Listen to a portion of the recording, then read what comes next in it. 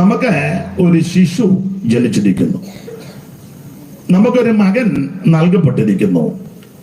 ആധിപത്യം അവന്റെ തോളിലിരിക്കും, അവൻ അത്ഭുത മന്ത്രി. നമ്മൾ ആ ഒരു പദത്തിൽ നിന്നാണ് യേശു ക്രിസ്തു അത്ഭുത മന്ത്രി. ആ വിഷയമാണ് ഇന്നലെ ചിന്തിക്കാൻ ആരംഭിച്ചത്. ശേഷമുള്ള ഭാഗവും ഇന്ന് രാത്രി നമുക്ക് ദൈവകൃപയിൽ ശരണപ്പെട്ട് ചിന്തിക്കാം. ദൈവം അതിന് കൃപ നൽകുമാറാകട്ടെ. അപ്പൊ അനേകം മന്ത്രിമാര് ഇപ്പോഴുണ്ട്, പലരും കടന്നുപോയി.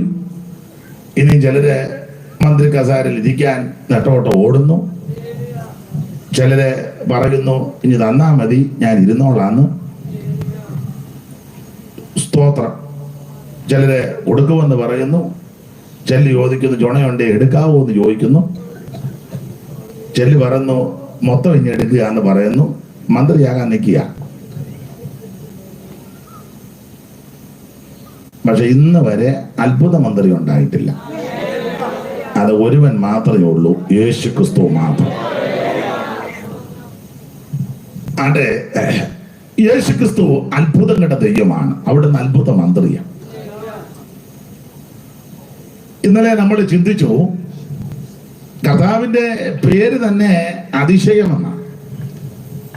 മാനോഹാരിയുടെ വീട്ടിലെ ദൂതം വന്നല്ലോ. ഭൂതം വന്ന കാര്യമെല്ലാം പറഞ്ഞ് ആദ്യം തള്ളയുടെ അടുക്കലാ വന്നത്. ഭൂതന് മനസ്സിലായി തള്ളയോട് പറഞ്ഞാല് കാര്യമെല്ലാം പറഞ്ഞു. പിന്നെ അമ്മ ഒരു നല്ല അമ്മയായിരുന്നു. പുള്ളി വന്നപ്പോ കാര്യം പറഞ്ഞു, ഇന്നതുപോലെ ഒരാള് വന്നെന്ന്. എന്നാ മിണ്ടുകയില്ല.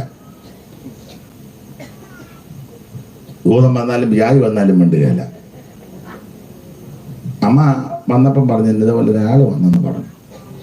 അപ്പൊ പുള്ളി ചോദിച്ചു എങ്ങനെ രൂപമൊക്കെ എങ്ങനെ ഇരിക്കുന്നെന്ന്. അതൊരു ദൈവദൂതനെ പോലെയൊക്കെ ആയിരിക്കുന്നത്. പിറ്റേന്ന് പുള്ളി എടുക്കലും വന്നു.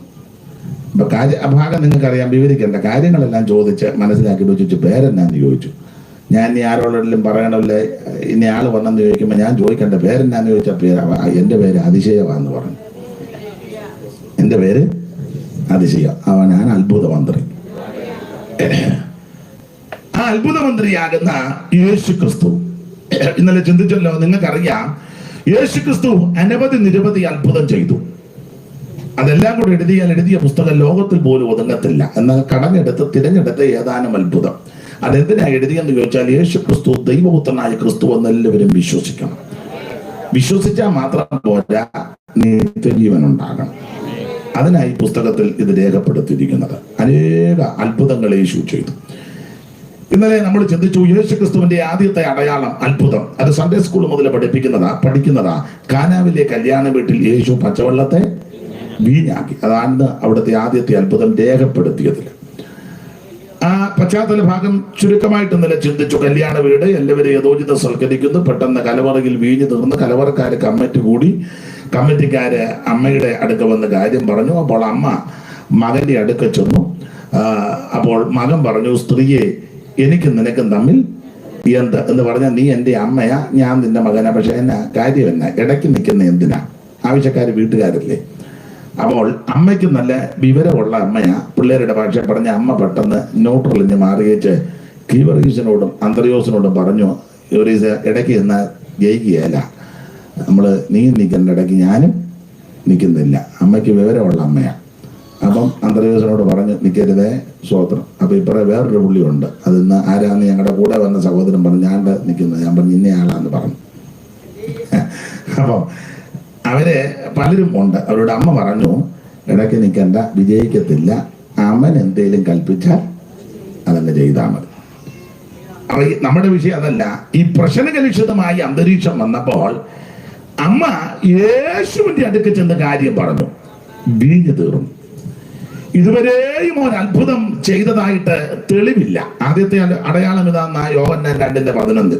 അപ്പൊ ഇതിക്ക് മുമ്പ് ഒരത്ഭുതം യേശു ചെയ്തിട്ടില്ല, തെളിവില്ല. ഇതുവരെയും ഒരു അത്ഭുതം ചെയ്യാത്തവന്റെ അടുക്ക ചെന്ന അമ്മ പറഞ്ഞത് വീഞ്ഞു തീർന്നെന്ന്. ആള് പിന്നെയും വന്നോണ്ടിരിക്കുക. അപ്പൊ ഇതുവരെ അത്ഭുതം ചെയ്യാത്ത യേശുവിന്റെ അടുക്ക ചെന്ന അമ്മ പറയണമെങ്കിൽ യേശു ആരാണെന്ന് അമ്മയ്ക്ക് നല്ല ഉറപ്പുണ്ട്. അതുകൊണ്ട് ആ പ്രശ്നം വന്നപ്പോൾ യേശുവിന്റെ അടുക്ക വന്ന ഒരു കാര്യം ഇന്ന് രാത്രി എന്നെ കേൾക്കുന്നവരോട് പറഞ്ഞാൽ, യേശു ക്രിസ്തു ആരാണെന്ന് നല്ല ഉറപ്പും ധൈര്യവും ഉണ്ടെങ്കിൽ ഏത് പ്രശ്നവും വന്നാൽ നീ യേശുവിന്റെ അടുക്ക ചെല്ലും. എല്ലാം യേശുവോടു ചെന്ന്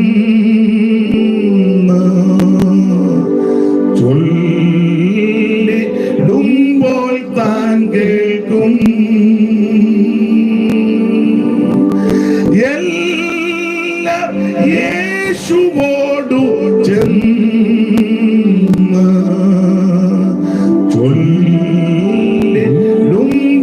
താൻ കേൾക്കും.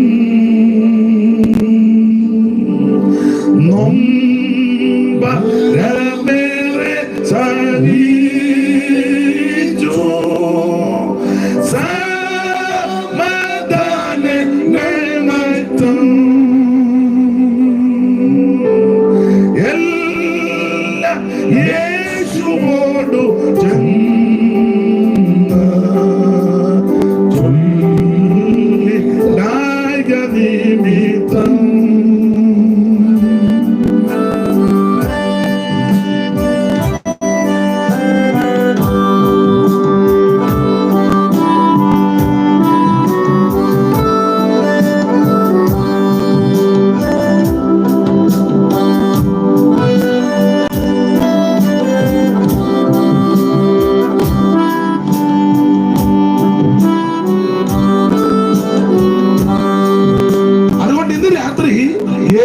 പ്രശ്നങ്ങൾ നിന്നെ അലട്ടട്ടെ, ആ പ്രശ്നങ്ങളുമായി യേശുവിന്റെ അടുക്ക വന്നാൽ യേശു നിന്നെ വിടുവിക്കും. അപ്പൊ പ്രശ്നങ്ങൾ വന്നപ്പോൾ അമ്മ യേശുവിന്റെ അടുക്കൽ വരാൻ കാരണം വേറെ ആരെല്ലാം അവിടെ ഉണ്ടായിരുന്നു. യേശുവിന്റെ അപ്പം യോസേപ്പും ചിലപ്പോ കണ്ടെന്ന് വരാം. കല്യാണമല്ലേ, അപ്പം യോസേപ്പും കാണാൻ സാധ്യത എടുത്തെഴുതിയിട്ടില്ലെന്നേ ഉള്ളൂ. കാണും, കുടുംബക്കാര് പലരും കാണും, യേശുവിനേക്കാളും പ്രായമുള്ളവർ കാണും. പല ആൾക്കാരവിടെ വന്നിട്ടുണ്ട്. മത നേതാക്കന്മാര് കണ്ടെന്ന് വരാം, രാഷ്ട്രീയക്കാര് കണ്ടെന്ന് വരാം, എല്ലാവരും മിടുക്കന്മാരൊക്കെ വരും. പക്ഷെ അമ്മ യേശുവിന് എടുക്കലായി എന്നത് അതെന്താന്ന് ചോദിച്ചാൽ, യേശു ആരാണെന്ന് അമ്മയ്ക്ക് നല്ല ഉറപ്പുണ്ട്. രണ്ട് വാക്യമാണ് നമ്മൾ അതിന് അടിസ്ഥാനമായിട്ട് വായിച്ചപ്പോൾ ഇന്നലെ വായിച്ചത് രണ്ട് വാക്യം. ലൂക്കോസ് 2:11 ലൂക്കോസ് 2:51.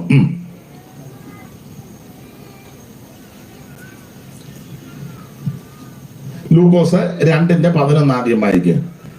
കർത്താവായ ക്രിസ്തുവിന്റെ രക്ഷിതാവ് ഇന്ന് ലൂക്കോസ് ആണോ? 19 ലൂക്കോസ് 2:19. മറിയ ഈ വാർത്തയൊക്കെയും ഹൃദയത്തിൽ സംഗ്രഹിച്ച് ധ്യാനിച്ചുകൊണ്ടിരുന്നു. 51 വാക്യവും. പിന്നെ അവൻ അവരോട് കൂടെ ഇറങ്ങി നസറേത്തിൽ വന്ന് അവർക്ക് കീഴടങ്ങിയിരുന്നു. ഈ കാര്യങ്ങളെല്ലാം അവന്റെ അമ്മ ഹൃദയത്തിൽ സംഗ്രഹിച്ചു. അവൻ ലൂക്കോസ് 2:19 51 രണ്ട് പദങ്ങൾ, അത് രണ്ടും സെയിമാ. മറിയ ഈ വാർത്ത, ഈ കാര്യങ്ങളെല്ലാം ഹൃദയത്തിൽ സംഗ്രഹിച്ച് ധ്യാനിച്ചുകൊണ്ടിരുന്നു. ഏത് കാര്യമെന്ന് ചോദിച്ചാൽ 1-2 കാര്യങ്ങൾ ഓടിച്ച് പറയുന്നതിന് നമ്മളൊരു സൂചന തന്നു. 6-ാം മാസത്തിൽ ഗബ്രിയേൽ മാലാഖ നസറത്തിൽ വന്ന് മറിയയ്ക്ക് പ്രത്യക്ഷപ്പെട്ട് കൃപ ലഭിച്ചവളെ നിനക്ക് വന്ദനം കേട്ട മറിയ ആശ്ചര്യപ്പെട്ടപ്പോൾ ദൂതൻ പറഞ്ഞു, പേടിക്കണ്ട, ഞാൻ ദൈവസ്ഥനെ നിൽക്കുന്ന ഗബ്രിയേല. അപ്പോൾ എന്താ കാര്യം? നീ ഒരു കുഞ്ഞിന് ജന്മം കൊടുക്കാൻ പോകുക, നീ ഒരു മകനെ പ്രസവിക്കും. മറിയ ആശ്ചര്യപ്പെട്ടു, പേടിച്ചെങ്കിലും മറിയ മറുചോദ്യം ചോദിച്ചു, പുരുഷനെ അറിയാകിയാൽ എങ്ങനെ സംഭവിക്കും? ദൂതന്റെ മറുപടി, മറിയം, ഇത് പുരുഷന്റെ ഇഷ്ടത്താലും മനുഷ്യന്റെ ഇഷ്ടത്താലുമല്ല, അത്യുന്നതിന്റെ ശക്തി നിന്റെ മേൽ നിഴലിടും, പരിശുദ്ധാത്മാവ് നിന്റെ മേൽ വരും. ഈ രണ്ട് ശക്തികൾ വിശദീകരിച്ചിട്ടില്ലെങ്കിലും ഉദരത്തിൽ സമ്മേളിക്കുമ്പോൾ ഒരു പുരുഷ പ്രജ ഒരു ഭാഗം. ആ പുരുഷ പ്രജയുടെ വിശേഷത, അവൻ മാനവ ജനതയെ അവരുടെ പാപങ്ങളിൽ നിന്ന് രക്ഷിക്കുന്നവനാണ്.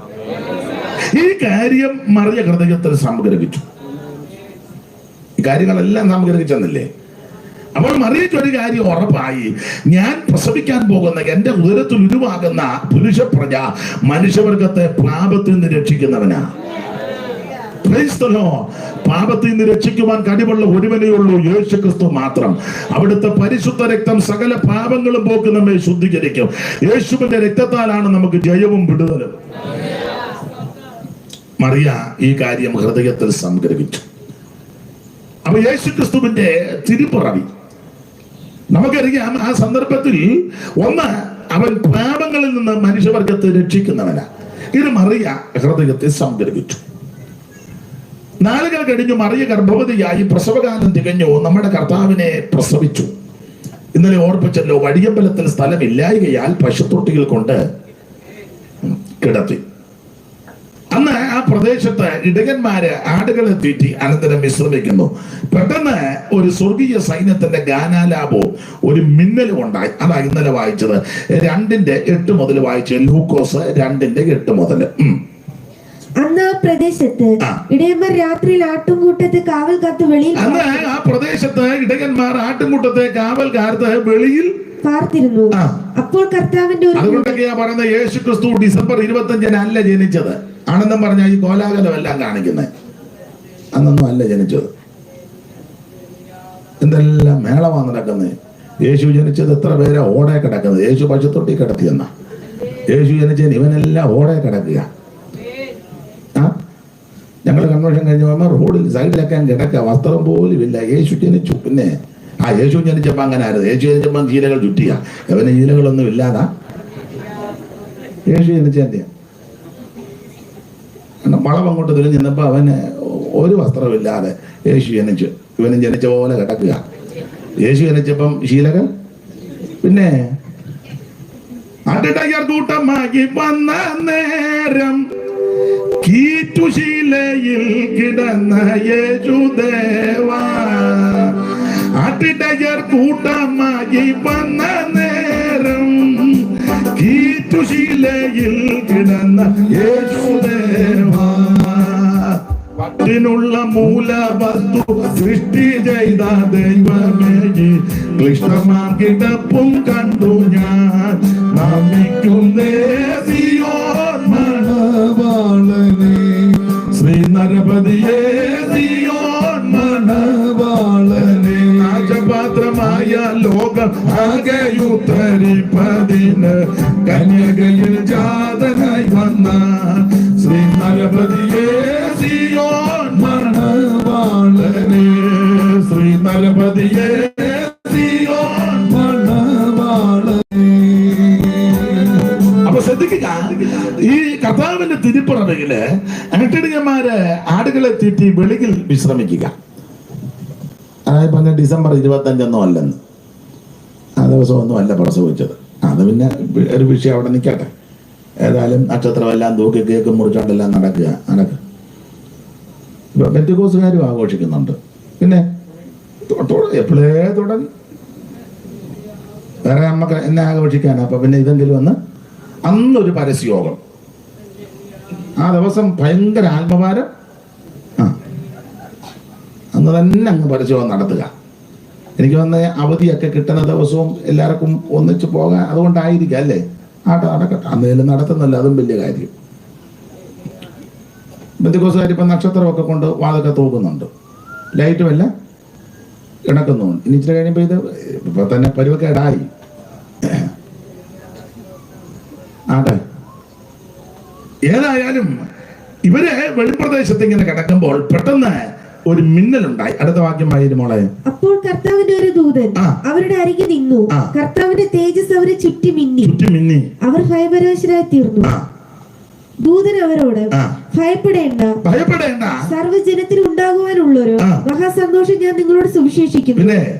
കർത്താവായ യേശുക്രിസ്തു എന്ന രക്ഷിതാവ് ഇന്ന് ദാവീദിന്റെ പട്ടണത്തിൽ വായിക്കാനൊരു ഇന്നലെ നന്നായിട്ട് വായിച്ചിട്ടുണ്ട്, ശക്തമായിട്ട് വായിക്കും. കർത്താവായ യേശുക്രിസ്തു, യേശു എന്ന രക്ഷിതാവ് ഇന്ന് ദാവീദിന്റെ പട്ടണത്തിൽ നിങ്ങൾക്കായിട്ട് ജനിച്ചിരിക്കുന്നു. മനസ്സിലായോ? ദൂതൻ ആട്ടിടയന്മാരോട് പറയുക, പിന്നെ നിങ്ങൾക്കായിട്ടൊരു രക്ഷിതാവ് ദാവീദിന്റെ പട്ടണത്തിൽ ജനിച്ചിരിക്കുന്നു. അതിന്റെ മറുവശം ഞങ്ങൾക്ക് വേണ്ടി അല്ലെന്ന്. യേശു ഈ ഭൂമിയിൽ പൂജാതനായത് ദൂതന്മാരെ രക്ഷിപ്പാനല്ല, പിന്നെയോ മനുഷ്യവർഗത്തെ രക്ഷിക്കാനാണ്. അവന്റെ ദൂതനെ രക്ഷിക്കാനില്ല. ദൂതൻ ദൈവത്തിന്റെ സാദൃശ്യത്തിലും സ്വരൂപത്തിലും അല്ലല്ലോ സൃഷ്ടിച്ചത്. അവിടുത്തെ സാദൃശ്യത്തിലും സ്വരൂപത്തിലും സൃഷ്ടിച്ചത് മനുഷ്യനെയാണ്. ദൂതനെ ആ സാദൃശ്യത്തിലല്ലല്ലോ സൃഷ്ടിച്ചത്. എന്തുവാ, എങ്ങനെയാന്ന്? യെഹെസ്കേൽ 28:16 മുതൽ വായിച്ചോ മോളെ? വായിര്, പെട്ടെന്ന് വായിര്.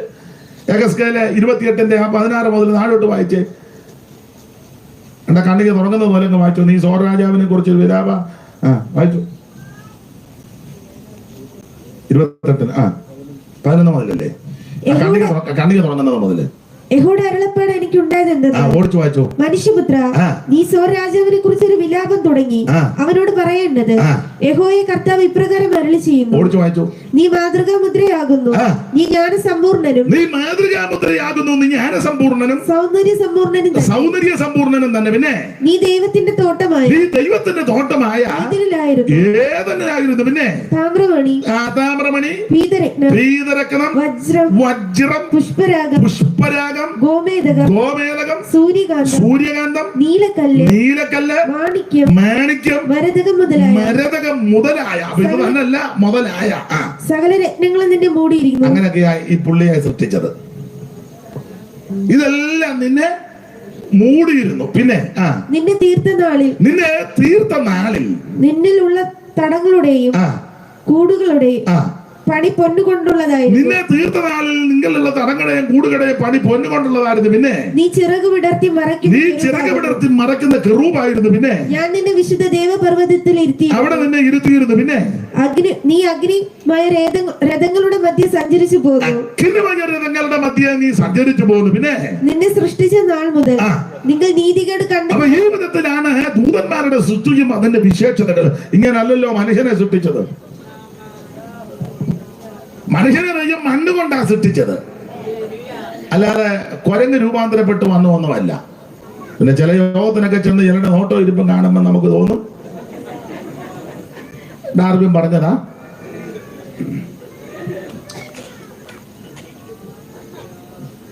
ദൈവം മണ്ണുകൊണ്ട് മനുഷ്യനെ സൃഷ്ടിച്ചു. സൃഷ്ടിയുടെ മണിമകടമാ മനുഷ്യൻ. അവിടുത്തെ സാദൃശ്യത്തിലും സ്വരൂപത്തിലുമാണ് നമ്മളെ സൃഷ്ടിച്ചത്. അങ്ങനെ അവിടുത്തെ സാദൃശ്യത്തിലും സ്വരൂപത്തിലും മണ്ണുകൊണ്ട് മനുഷ്യനെ സൃഷ്ടിച്ചത് കൊണ്ട് ആ മനുഷ്യന് വേണ്ടിയാ, ആ മനുഷ്യൻ പാപം ചെയ്തപ്പോൾ പാപിയായ മനുഷ്യവർഗത്തെ രക്ഷിക്കാനാണ് യേശു ഭൂമിയിൽ അവതരിച്ചത്. പാപം ചെയ്ത ദൂതന്മാരെ രക്ഷിക്കാനല്ല, പാപം ചെയ്ത ദൂതന്മാരെ പിടിച്ച് ബന്ധിച്ചെന്ന യൂദ 6 ഇന്നലെ വായിച്ചതാ, ഒന്നുകൂടെ വായിച്ചു. യൂദ 6 തങ്ങളുടെ വാഴ്ച കാത്തുകൊള്ളാതെ സ്വന്തം വാസസ്ഥലം വിട്ടുപോയ ദൂതന്മാരെ മഹാദിവസത്തിന്റെ വിധിക്കായി എന്നേക്കുമുള്ള ചങ്ങലകിട്ട് അന്ധകാരത്തിന് കീഴിൽ സൂക്ഷിച്ചു. പാപം ചെയ്ത ദൂതന്മാർ, സ്ഥാനപ്രവിശം വന്ന ദൂതന്മാർ, കൃത്യവിലോപം കാണിച്ച ദൂതന്മാർ, വാഴ്ച കാത്തുകൊള്ളാതിരുന്ന ദൂതന്മാർ പാപം ചെയ്തപ്പോൾ ആ ദൂതന്മാരെ പിടിച്ച് ബന്ധിച്ചു വച്ചിരിക്കുക. എന്നാൽ പാപം ചെയ്ത മനുഷ്യനെ ഇറക്കി വിട്ടതിന് ശേഷം അവൻ സ്തോത്രം ദൈവം തമ്പുരാൻ ഈ പാപികളാകുന്ന മനുഷ്യനെ ന്യായവിധിക്കായിട്ടിട്ടേക്കുകയല്ല, അവരെ ന്യായവിധിയിൽ നിന്ന് അല്ല ശിക്ഷാവിധിയിൽ നിന്ന് രക്ഷ ചെയ്യുവാൻ അവൻ തന്റെ ഓമനകുമാരന് ഈ താണലോകത്തിലേക്ക് ദൈവം അയച്ചു. അതാ ദൂതന്മാര് വന്ന് പറയുന്നത് നിങ്ങൾക്കായിട്ട് യേശു ജനിച്ചെന്ന് എന്ന് പറഞ്ഞാൽ ഞങ്ങൾക്ക് വേണ്ടി അല്ല, നിങ്ങൾക്ക് വേണ്ടിയാണ്. ഈ കാര്യവും മറിയ ഹൃദയത്തിൽ അങ്ങ് സംഗ്രഹിച്ചു. കാരണം ദൂതന്മാര് പറഞ്ഞ കാര്യമെല്ലാം ഈ ആട്ടടയന്മാര് എന്ന് അമ്മയോട് പറഞ്ഞു കാണും. ആട്ടടയന്മാര് അവിടെ ചെന്നപ്പം അമ്മയും കുഞ്ഞും കിടക്കുക. അവര് ചെന്ന് പറഞ്ഞു കാണും, അമ്മാമ്മ ഞങ്ങള് ഇങ്ങനെ ചുമ്മാ ഓടി വന്നതല്ല, ദൂതൻ ഞങ്ങളുടെയൊക്കെ വന്ന് കാര്യമൊക്കെ പറഞ്ഞു. അപ്പൊ ന്യായമായിട്ട് എന്തോ പറഞ്ഞു.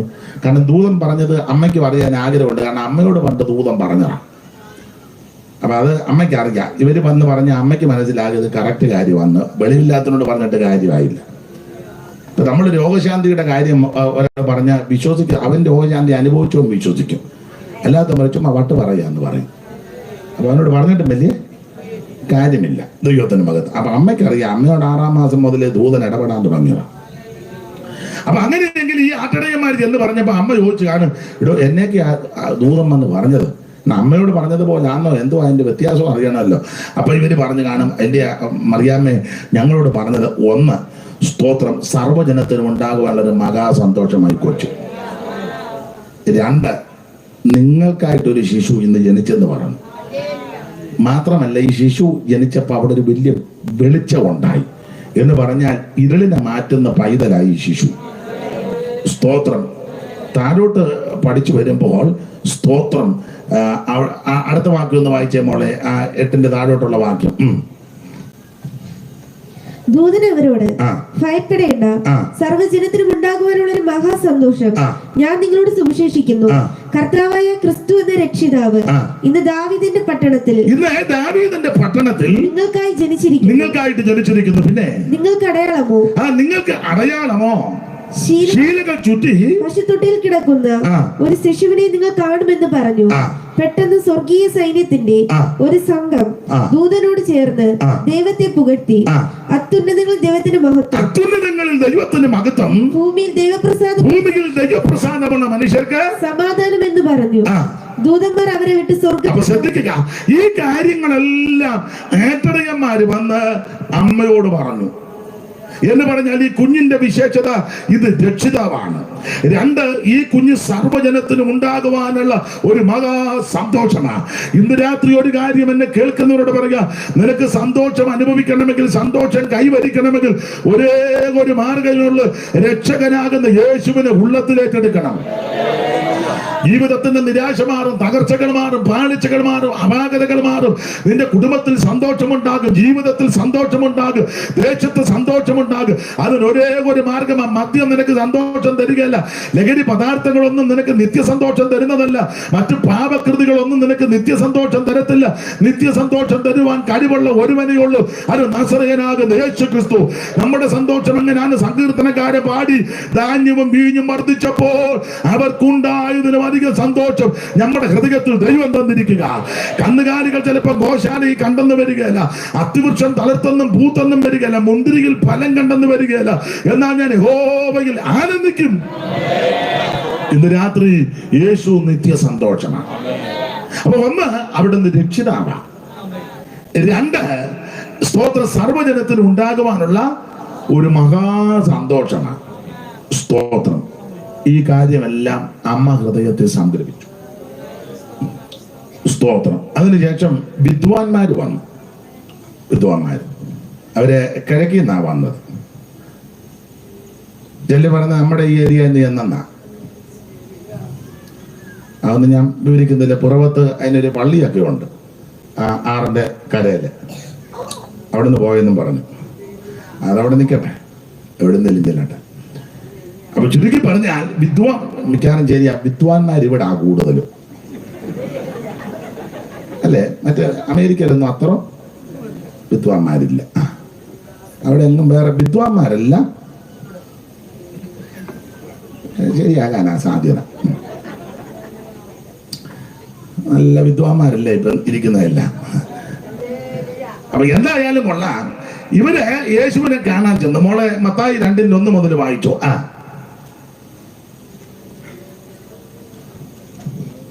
ഹെരോദാ രാജാവിന്റെ കാലത്ത് യേശു യഹൂദിയിലെ ബെത്ലഹേമിൽ ജനിച്ച ശേഷം പട്ടണത്തിൽ ജാതനെ, പട്ടണത്തിൽ ജാതനെ, പട്ടണത്തിൽ ജാതനെ, ഞാനികൾക്കുള്ളിരിക്കും, ഞാനികൾക്കുള്ളിരിക്കും വേദവേദാന്തനെ, ബേത്ലഹേം പട്ടണത്തിൽ ജാതനെ, ബേത്ലഹേം പട്ടണത്തിൽ ജാതനെ.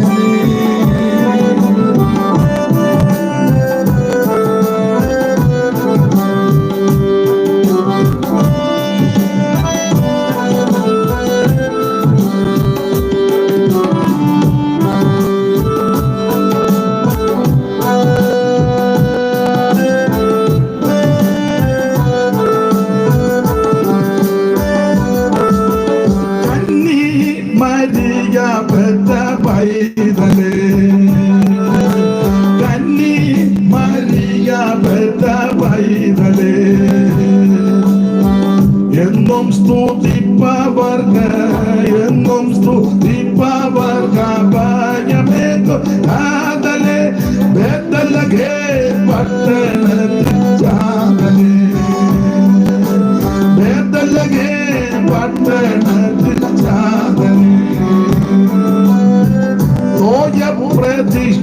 ചെയ്ത നാഥനെ, പോയ പ്രതിജ്ഞ ചെയ്ത നാഥനെ, യോർദാൻ തോയത്തിൽ മജ്ജനം, തോയത്തിൽ മജ്ജനം ചെയ്ത ദൈവദാസനെ, ബേത്ലഹേം പട്ടണത്തിൽ ജാതനെ, ബേത്ലഹേം പട്ടണത്തിൽ. അവൻ യേശുക്രിസ്തു യഹൂദയിലെ ബേത്ലഹേമിൽ ജനിച്ച ശേഷം ഒന്നുകൂടെ വായിച്ചു. ഹെരോദ രാജാവിന്റെ കാലത്ത് യേശു യഹൂദയിലെ ബേത്ലഹേമിൽ ജനിച്ച ശേഷം കിഴക്ക് നിന്ന് വിദ്വാൻമാർ യെരൂശലേമിൽ എത്തി, യഹൂദന്മാരുടെ രാജാവായി പിറന്നവൻ എവിടെ? യഹൂദന്മാരുടെ രാജാവായിട്ട് പിറന്നവൻ എവിടെ? എല്ലാരും ജനിച്ച നാളുകൾ കഴിഞ്ഞ് ഞാൻ രാജാവാകുന്നത്. അവിടുത്തെ വിശേഷത ജനിച്ചപ്പോഴേ രാജാവാ. സ്തോത്രം. രാജാവാന്നും പറഞ്ഞ് നടക്കുന്ന ആൾക്കാരുണ്ട്. ആ കാശിനാരും വില വെക്കുന്നില്ലെന്നുള്ളതാ വേറൊരു വിഷയം.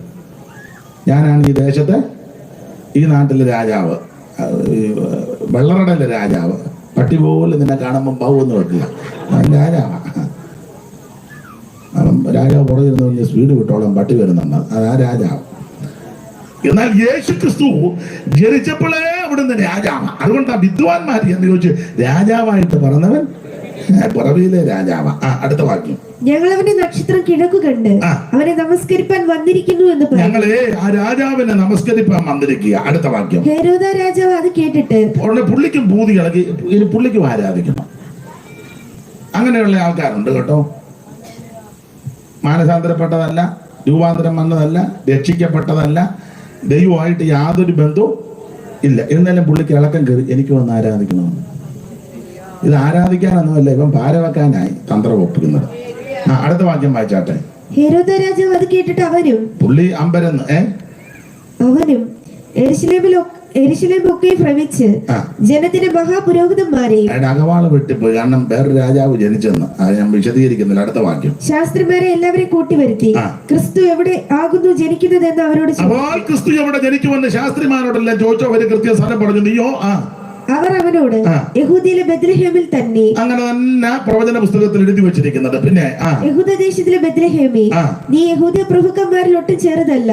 എന്റെ ജനമായ ഇസ്രായേലിന്റെ മേയ്പ്പാനുള്ള തലവൻ നിന്നിൽ നിന്ന് പുറപ്പെട്ടു വരുമെന്നിങ്ങനെ പ്രവാചകനോട് പഠിച്ചു വരുമ്പോൾ ഫെരോദാവ് ഈ കാര്യങ്ങളൊക്കെ മനസ്സിലാക്കി വെച്ച് വിദ്വാൻമാരോട് പറഞ്ഞു, നിങ്ങൾ എന്ന് ആരാധിച്ചേച്ച് കൊച്ചിനെ എല്ലാം കണ്ടെച്ച് തിരിച്ചു വന്ന് എന്നോട് പറയണം, ഞാനും പോയെന്ന് ഒന്ന് ആരാധിക്കണം. പുള്ളിക്ക് അങ്ങനെ ചില ചിന്തകളുണ്ടായി.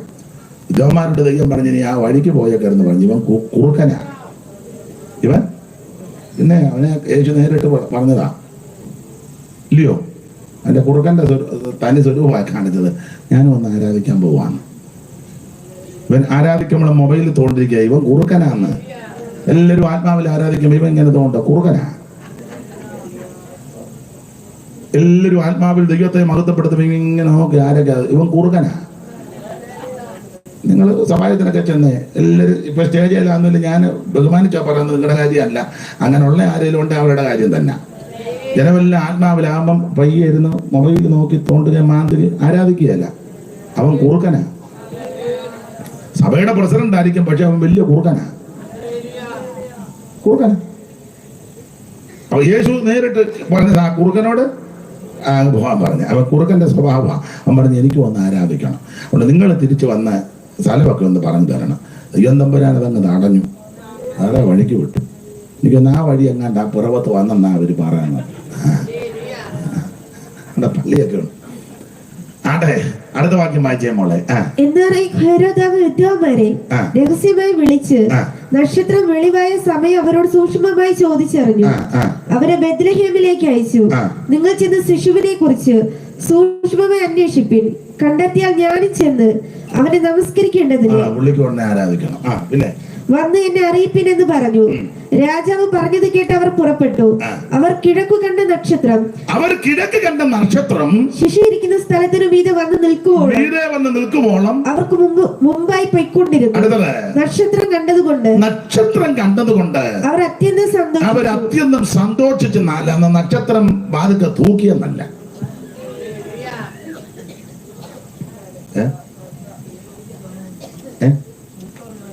അതാ സ്തോത്രം. അത് ഈ നക്ഷത്രം അല്ലല്ലോ. നേരെ മുറ്റത്തോട്ട് ഇറങ്ങി നോക്കിയാക്കണം. അപ്പൊ നക്ഷത്രം കണ്ടത് കൊണ്ട് അവർ അത്യന്തം സന്തോഷിച്ചു. പിന്നെ ആ വീട്ടിൽ ചെന്നു ശിശുവിനെ അമ്മയായ മറിയോട് കണ്ടിട്ട് ശിശുവിനെ അമ്മയായ മറിയോട് കൂടെ കണ്ട് വീണവനെ നമസ്കരിച്ചു. വീണ് അമ്മയെയും മകനെയും കൂടെ മടങ്ങിയെന്നല്ല, പിന്നെയോ വീണ് അവനെ നമസ്കരിച്ചെന്ന. അമ്മ അടുത്ത് കിടപ്പുണ്ട്. അമ്മയ്ക്ക് പകരം വേറെ ആരെയും വെക്കാനൊക്കത്തില്ല. അമ്മയുടെ സ്ഥാനം അമ്മയ്ക്ക് തന്നെ. അമ്മ അത്രക്ക് മാന്യ സ്ത്രീയും, അമ്മയ്ക്ക് അതുപോലെ ബഹുമാനം കൊടുക്കണം. പക്ഷെ ആരാധന അമ്മയ്ക്കല്ല, ആരാധന അവനാ. Praise the Lord. ആരെ ആരാധിക്കണം? യേശു ക്രിസ്തുവിനെ ആരാധിക്കണം. ആരെ ആരാധിക്കരുത്? അമ്മേനെ ആരാധിക്കരുത്, അപ്പനെ ആരാധിക്കരുത്. പിന്നെയോ അമ്മേനെ അപ്പനെയും ബഹുമാനിക്കണം. അങ്ങനെ വേറെ പുസ്തകം പഠിപ്പിക്കുന്നത്. അപ്പനെ അമ്മയെ ആരാധിക്കാൻ ഈ പുസ്തകം പഠിപ്പിക്കുന്നില്ല. പിന്നെ ഈ പുസ്തകം പഠിപ്പിക്കുന്നത് അപ്പനെ അമ്മയെ ബഹുമാനിക്കണം. വായിച്ചേ മോളെ, ഒരു വാക്യം, ഒത്തിരി വാക്യമുണ്ട്. എഫേസ്യർ 6:1 വായിച്ചോ, പെട്ടെന്ന് വായിച്ചോ. എഫേസ്യ ലേഖനം 6-ാം അധ്യായത്തിന്റെ 1-ാം വാക്യം. ചിലക്ക് ആരെ ആരാധിക്കണമെന്ന് അറിയാത്തത് കൊണ്ട് ആദ്യം അമ്മയെ കയറി അങ്ങ് ആരാധിക്കും. അമ്മ അടുത്തിരിക്കുകയല്ലോ. മക്കളെ, നിങ്ങളുടെ അമ്മയപ്പന്മാരെ കർത്താവിൽ അനുസരിപ്പിൻ, അത് ന്യായമല്ലോ. നിനക്ക് നന്മയുണ്ടാകുവാനും നീ ഭൂമിയിൽ ദീർഘായുസ്സോടെ ഇരിപ്പാൻ നിന്റെ അപ്പനെയും അമ്മയെ ആരാധിക്കണം. അങ്ങനെയാണോ? അല്ല, നിന്റെ അപ്പനെ അമ്മയെ ബഹുമാനിക്കണം. ഒരു കാര്യം പറയാ, അപ്പനെ അമ്മയെ ബഹുമാനിക്കണം. അപ്പനെ അമ്മയെ ആരാധിക്കരുത്. ആരാധിക്കേണ്ടത് ദൈവത്തെ ആരാധിക്കണം. മാതാപിതാക്കളെ ബഹുമാനിക്കണം. അത് ഞാൻ എല്ലാവരോടും പറയാം, അപ്പനെ അമ്മയും ബഹുമാനിക്കണം. ഇപ്പൊ അങ്ങനെ വലിയ ബഹുമാനം ഒന്നും മിക്കടുത്ത് അപ്പനും അമ്മയും പ്രായമായ അവര് മൈൻഡ് ചെയ്യത്തില്ല. ചിലര് എവിടെ പോകുന്നെന്ന് പോലും തന്തയോടും നല്ലയോടും പറയത്തില്ല. സ്തോത്രം. അപ്പനും അമ്മയും മാതൊക്കെ ഇരിക്കുക, മക്കൾ എവിടെ പോകുന്നു ഞങ്ങൾക്കറിയാം. പിന്നെ തള്ള അപ്പനെ ഒന്ന് നോക്കി ഉടനെ അപ്പം പറയാം, എന്തുവാ, ഒരു ബഹുമാനവും ഇല്ല. പണ്ടൊക്കെ പ്രായമുള്ള മാതാപിതാക്കളെ ഇപ്പോഴും അങ്ങനെ ബഹുമാനിക്കുന്ന കുടുംബങ്ങളുണ്ട്. ആ കുടുംബത്തിലൊക്കെ ഐശ്വര്യവും നന്മയും ഉണ്ടാകും. മാതാപിതാക്കളെ ബഹുമാനിക്കണം. പ്രായമുള്ള അമ്മയെ ബഹുമാനിക്കണം, ആദരിക്കണം. പ്രായമുള്ള അപ്പനുണ്ട്, അപ്പൻ കഷ്ടപ്പെട്ട് വളർത്തിയത്, അപ്പനെ ബഹുമാനിക്കണം. പ്രായമായ ചിലപ്പോൾ അതിന്റെ ചിലതായ പിടിവാശികളൊക്കെ ഇല്ലെന്നൊന്നും ഞാൻ പറയുന്നില്ല. പഴയ ആൾക്കാരല്ലേ, പഴയ മണ്ണല്ലേ, പഴയ രീതികളിൽ വളർന്നവരല്ലേ. അപ്പൊ അതിൻ്റെതായ ചില രീതികളൊക്കെ കാണും. എങ്കിലും മക്കൾ അതൊക്കെ സഹകരിച്ച് ക്ഷമിച്ച് മാതാപിതാക്കളെ ബഹുമാനിക്കണം. നീ ബഹുമാനം കൊടുത്താലേ നിന്റെ കുഞ്ഞും അത് കണ്ടായി വളരുന്നത്. അപ്പനും അമ്മയ്ക്ക് സമയത്ത് ഭക്ഷണം കൊടുക്കുന്നത് മക്കൾ കാണണം. എങ്കിലേ കർത്താവ് വരാൻ താമസിച്ച് ആയുസ് വരും. നീ പ്രായമാകുമ്പോൾ കൊച്ചുങ്ങൾ നിനക്ക് കൊണ്ട് തരുവുള്ളൂ. മനസ്സിലായോ? അപ്പനോടും അമ്മയോടും മര്യാദയ്ക്കും മാന്യമായിട്ട് സംസാരിക്കുന്നത് മക്കൾ കണ്ട് വളരണം. അങ്ങനെ കണ്ടു വളരുമ്പോൾ നീ പ്രായമാകുമ്പോൾ ഈ പിള്ളേർ നിന്നോടും അതുപോലെ ഇടപെടും. ഇല്ല, നിന്നെ ഒറ്റയടിക്ക് കനാലിലിടും. അവിടെ കിടന്നുകൊണ്ട് അപ്പോ പട്ടിമൂക്കും പോലെ പോകാന്നല്ലാതെ നീ രക്ഷപ്പെടുകയല്ല. ബഹുമാനം കൊടുക്കണം. മാതാപിതാക്കളെ ബഹുമാനിക്കണം. അവരെ വൃദ്ധസദനത്തിലും അനാഥാലയത്തിലൊന്നും വിടരുത്. ചിലപ്പോൾ ചൂടുകഞ്ഞിയും മുള കൊടുത്തതായിരിക്കും മതി. ഉള്ളത് കൊണ്ട് സന്തോഷത്തോടെ ആ വീട്ടിൽ പാർക്കണം. ഇപ്പൊ അനേക ഇടങ്ങളിൽ അപ്പനെ അമ്മയൊന്നും അന്വേഷിക്കില്ല. കാശുണ്ടാക്കാനായിട്ട് കൊച്ചുങ്ങൾ ഇങ്ങനെ കിടന്ന് പരാക്രമം എടുക്കുക. അതിനതിന് അപ്പനെ അമ്മയൊക്കെ ഹോം നേഴ്സാണ് നോക്കുന്നത്. തെറ്റൊന്നും ഞാൻ പറയുന്നില്ല. എന്നാലും മക്കൾ നോക്കുന്നതാ കുറച്ചുകൂടെ നല്ലത്. സ്തോത്രം. നമ്മൾ കുഞ്ഞിലെ അമ്മയപ്പനും അങ്ങനെ ചെയ്തില്ലല്ലോ. നമ്മളെ അവരെ അന്വേഷിച്ചതല്ലേ, ശുശ്രൂഷിച്ചതല്ലേ. എത്ര തിരക്കും എത്ര ബത്തപ്പാടും എത്ര ജോലി എത്ര പ്രാരാബ്ദം ഉണ്ടെങ്കിലും അപ്പനും അമ്മയും നമ്മളെ ശുശ്രൂഷിച്ചില്ലേ. അത് തിരിച്ച് നമ്മൾ മാതാപിതാക്കൾക്ക് ചെയ്യണമെന്ന തിമത്തിയോസിന്റെ 1-ാം ലേഖനം 5-ാം അധ്യായത്തിന്റെ 2-3 വാക്യം. അത് പറയാൻ വന്നതല്ല, എങ്കിലും സന്ദർഭം വന്നുകൊണ്ട് വായിച്ചോ മോളെ. ആരെങ്കിലും ഗുണമാകട്ടെ. വായിച്ചോ മോളെ. തിമത്തിയോസിന്റെ 1-ാം ലേഖനം 5-ാം അധ്യായത്തിന്റെ 2 മുതലുള്ള വാക്യം ഒന്ന് വായിച്ചോ. മൂത്ത സ്ത്രീകളെ അമ്മമാരെ പോലെ ഇളയ സ്ത്രീകളെ പൂർണ്ണ നിർമ്മലതയോടെ സഹോദരികളെ പോലെ പ്രബോധിപ്പിക്കുക. സാക്ഷാൽ വിധവന്മാരായിരിക്കുന്ന വിധവന്മാരെ മാനിക്കുക. വല്ല വിധവയ്ക്കും പുത്രപൗത്രന്മാരുണ്ടെങ്കിൽ അവർ മുമ്പേ സ്വന്തം കുടുംബത്തിൽ ഭക്തി കാണിച്ച അമ്മയപ്പന്മാർക്ക് പ്രത്യുപകാരം ചെയ്യുവാൻ പഠിക്കട്ടെ. ഇങ്ങോട്ട് നോക്കിയേ, പുത്രപൗത്രന്മാർ അമ്മയപ്പന്മാർക്ക് പ്രത്യുപകാരം. ഇന്നാളൊരാൾ വായിച്ചു അമ്മായിയപ്പന്മാർക്ക്. അത് നല്ല അല്ല, ചിലരങ്ങനെ സ്വന്തം അപ്പനോടും അമ്മയോടും വലിയ താല്പര്യമില്ല. അമ്മായിയപ്പനെ നിങ്ങൾ ശ്രദ്ധിച്ച്, ഒരു മിക്കവരും ആദ്യം പേർച്ചയെ കൊണ്ടുവന്ന് അമ്മായിയപ്പനെ അമ്മായിയമ്മയാ.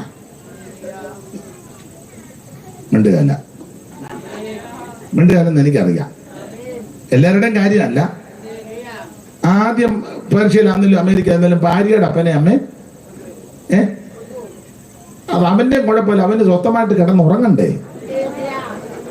അവന്റെ അപ്പനെ അമ്മ ആദ്യം കൊണ്ടുപോയ അന്ന് മുതൽ ജോയിക്കിട്ടോട് ഉറക്കം. അവരവിടെ ആദ്യം ചെന്ന് കാര്യങ്ങളെല്ലാം പറഞ്ഞ് ക്രമീകരണം എല്ലാം ചെയ്തതിന് ശേഷമേ പിന്നെ ഒക്കുന്നെങ്കിൽ. മിണ്ടുന്നില്ലല്ലോ കാര്യം. എന്നാ മിണ്ടാനാ, അനുഭവിച്ച് വെച്ചിരിക്കുന്നതിന് ഇപ്പം വിളിച്ചു പോകേണ്ട കാര്യമൊന്നുമില്ല. ഈ മിക്ക വീട്ടിലും കുടുംബകലകം നിങ്ങൾ ശ്രദ്ധിച്ചേ, ഈ പ്രാർത്ഥനാ വിഷയമായിട്ട് ആൾക്കാർ വരും.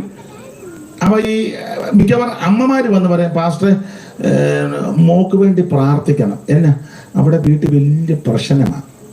എന്നാ അതെ, അവന്റെ അമ്മ പറയും പോലെ കേൾക്കുള്ളൂ. അവന്റെ അമ്മയാ എല്ലാം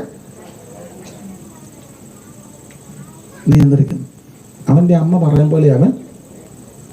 അപ്പൊ ഇവിടെ അമ്മ പറയാൻ പോലെ ചെയ്യുന്നത് മുഴുവൻ. ഞാൻ തമാശ പറഞ്ഞതല്ല, ഇവിടെ അമ്മ പറയാൻ പോലെ അവള്.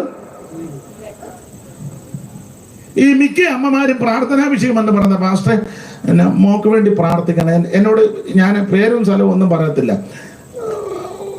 സുശേഷമല്ല ചെയ്യുന്നൊരു കുടുംബം, അവര് ഭാര്യയും ഭർത്താവും കൂടെ ഒരിക്കലും വിഷയം പറഞ്ഞു പിന്നെ മോക്ക് വേണ്ടി പ്രാർത്ഥിക്കണം. ഞാൻ ചോദിച്ചു, എന്നെ വലിയ പ്രശ്നമാണ്, അവന്റെ അമ്മയും അപ്പനും പറയും പോലെ കേൾക്കുകയുള്ളൂ. ഞാൻ ചോദിച്ചു, എന്തോ വിഷയം പറ. അവനൊരു പെങ്ങളുണ്ട്, കിട്ടുന്നതെല്ലാം അപ്പനും അമ്മയും അവർക്കാണ് കൊടുക്കുന്നത്. അത് തന്നെ ഇവിടെ നടക്കുന്നത്.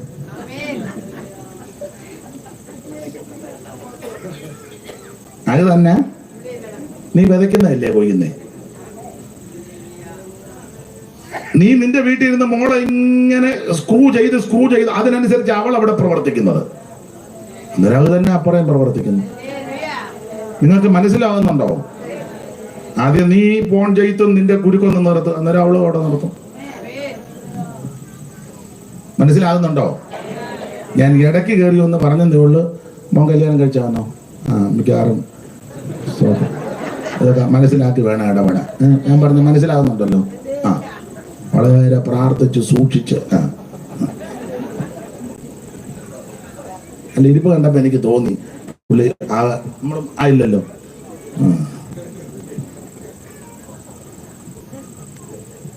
ഒരു കാര്യം എന്ന് രാത്രി പറയാ, മാതാപിതാക്കളെ ബഹുമാനിക്കണം, അവരെ ശുശ്രൂഷിക്കണം. നിനക്ക് നന്മയുണ്ടാകുവാനും നീ ഭൂമിയിൽ ദീർഘായുസ്സോടെ സ്വടിരിപ്പാൻ നിന്റെ അപ്പനെ അമ്മയെ ബഹുമാനിക്കണം. ആ ഭാഗം അങ്ങനെ അങ്ങ് വിടുക. ഇവിടെ അമ്മയും മകനും അടുത്ത് കിടക്കുക, യേശു കുഞ്ഞും അമ്മയും കിടക്കുക. വിദ്വാൻമാര് വന്ന് കണ്ട് വീണ് വണങ്ങി നിക്ഷേപപാത്രങ്ങൾ തുറന്ന് പൊന്ന് മൂറ് കുന്തിരിക്കും അത് തൃക്കാൽക്കൽ വെച്ചതിന് ശേഷം വീണ് അവനെ നമസ്കരിച്ചു എന്ന് പറഞ്ഞ അവനെ ആരാധിച്ചു. സ്തോത്രം. അവനെ ആരാധിച്ചു. അമ്മ അടുത്ത് കിടപ്പുണ്ട്, ആരാധന അമ്മയ്ക്കില്ല. അമ്മയാ, അമ്മയെ ബഹുമാനിക്കും, പക്ഷേ ആരാധന മുഴുവൻ യേശുവിനാണ്. ആരെ ആരാധിക്കണം? യേശുവിനെ ആരാധിക്കണം. ആരെ ആരാധിക്കരുത്? വേറെ ആരെ ആരാധിക്കരുത്. അമ്മയും കയറി ആരാധിക്കരുത്, അപ്പനെയും കയറി ആരാധിക്കരുത്, ഉപ്പാപ്പനെ ആരാധിക്കരുത്, കൊച്ചമ്മേനെ കയറി ആരാധിക്കരുത്, അമ്മാമ്മയെ കയറി ആരാധിക്കരുത്. വേറെ ആരെ ആരാധിക്കരുത്. ആരാധനയ്ക്ക് യോഗ്യൻ ദൈവമാണ്. ആരെ ആരാധിക്കണം? ദൈവത്തെ ആരാധിക്കണം. ആരെ ആരാധിക്കരുത്? വേറെ ആര് ആരാധിക്കരുത്. കന്നുകാലിയെ കയറി ആരാധിക്കരുത്, മനുഷ്യനെ കയറി ആരാധിക്കരുത്, ഈ ചരാചരത്തെ ഒന്നും ആരാധിക്കരുത്, സൂര്യനെയും ചന്ദ്രനെയും നക്ഷത്രത്തിനെയും കയറി ആരാധിക്കരുത്, ഈ കാണുന്ന ഈ പൂഴിയും മണ്ണും ഈ കോലും കാലും അതിനെയൊന്നും കയറി ആരാധിക്കരുത്. സ്തോത്രം. ആരാധനയ്ക്ക് യോഗ്യൻ ദൈവമാണ്. മറ്റുള്ളതിനോടൊക്കെ അതിനെയൊക്കെ ബഹുമാനിക്കുകയും കരുതുകയും സൂക്ഷിക്കുകയും ശ്രദ്ധിക്കുകയും ഒക്കെ ചെയ്യണം. പക്ഷെ ആരാധനയ്ക്ക് യോഗ്യൻ ദൈവം തമ്പുരാൻ മാത്രമാ. ആരെ ആരാധിക്കണം? ദൈവത്തെ ആരാധിക്കണം. ആരെ ആരാധിക്കരുത്? വേറെ ആരെ ആരാധിക്കരുത്. ആരാധനയ്ക്ക് യോഗ്യൻ ദൈവം. കുഞ്ഞാടേ, നീ അറക്കപ്പെട്ടു, നീ യോഗ്യൻ. നീ ആരാധനയ്ക്ക്, സ്തോത്രത്തിനും ബഹുമാനത്തിനും പുകഴ്ചയ്ക്കും മഹത്വത്തിനും മഹിമയ്ക്കുമല്ല യോഗ്യൻ ഒരുവനെയുള്ളൂ, നസറേയനായ യേശുക്രിസ്തു. Praise the Lord. ആരെ ആരാധിക്കണം? യേശുവിനെ ആരാധിക്കണം. കാരണം വെളിപ്പാട് പുസ്തകം 5-ാം അധ്യായത്തിൽ ആരാധന കാണുന്നുണ്ട്. 24 മൂപ്പന്മാര് കിരീടമെല്ലാം താഴോട്ടിട്ട് വീണ് കുഞ്ഞാടിന്റെ മുമ്പാകെ കവിണ് വീണ് കുഞ്ഞാടിനെ ആരാധിച്ചു. അതെന്നാ യേശുവിനെ ആരാധിക്കാൻ കാരണം? ഒന്ന്, അവൻ വീണ്ടെടുത്തവനാ. 2, അവൻ ജയം പ്രാപിച്ചവനാ. 3, അവൻ രക്ഷിക്കാൻ കഴിവുള്ളവനാ. ഇന്ന് രാത്രി ആരാധനയ്ക്ക് യോഗ്യൻ ദൈവമാണ്. വന്നുമാകരുതിന്റെ അടുക്കൽ പറ്റിയോടെ പൊന്നമൂര കുന്തിരിക്ക കാഴ്ച വച്ചു. വന്നുമാകരുതിന്റെ അടുക്കൽ പറ്റിയോടെ പൊന്നമൂര കുന്തിരിക്ക കാഴ്ച വച്ചു. ഉന്നതാധികാരമുള്ള മന്നവനെ എന്നു തങ്ങൾ സന്നമിച്ചു ഘോഷിക്കുന്നിതാ. നിശങ്കമായി സിയോൻ മണവാളനെ, ശ്രീ നരപതിയെ സിയോൻ മണവാളനെ, ശ്രീ നരപതിയെ സിയോൻ മണവാളനെ.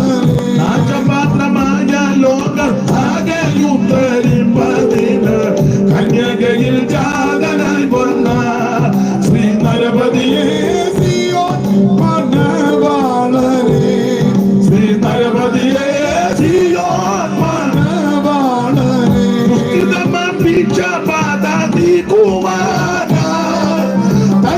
യാഗമായി ഭരിച്ചു കുരിശിൽ നീ.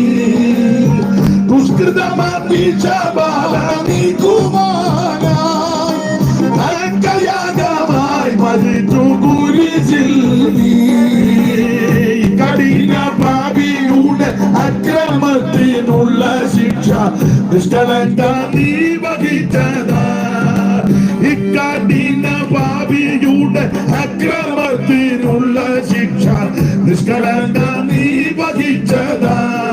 നശിക്കുന്നേ സിയോൻ മണവാളനെ, ശ്രീ നരപതിയെ സിയോൻ മണവാളനെ. നാശപാത്രമായ ലോകം ആകെയും ധരിപ്പതിന് കന്യകയിൽ ജാതനായി വന്ന ശ്രീ നരപതിയെ സിയോൻ മണവാളനെ, ശ്രീ നരപതിയെ സിയോൻ മണവാളനെ.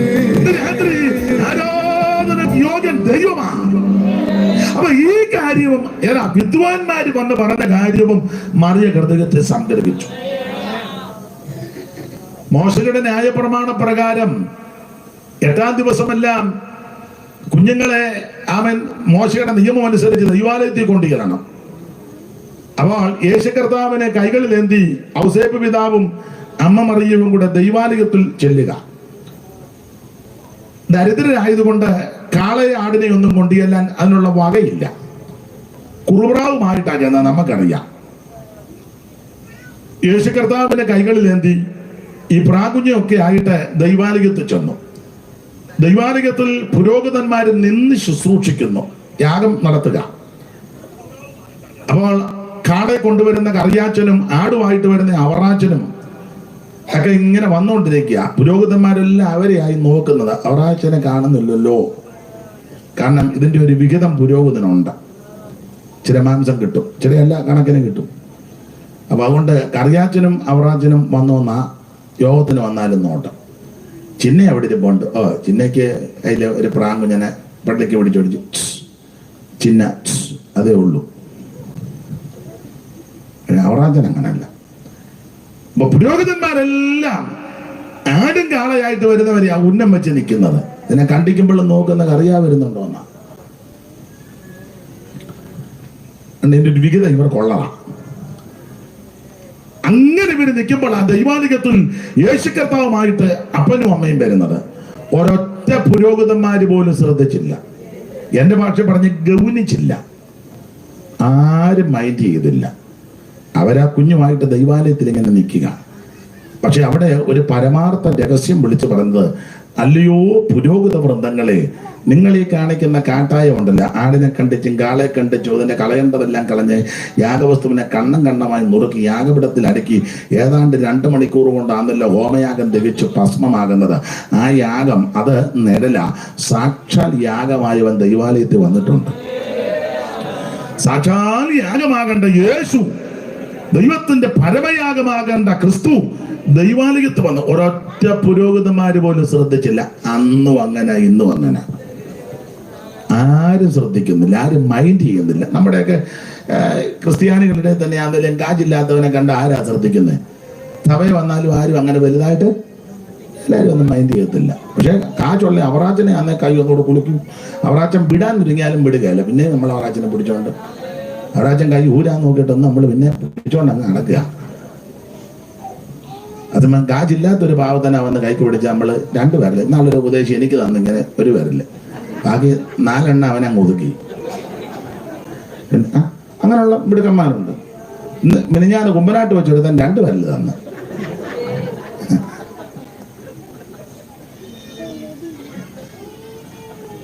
അങ്ങനെയൊക്കെയുള്ള രീതികളാണ്.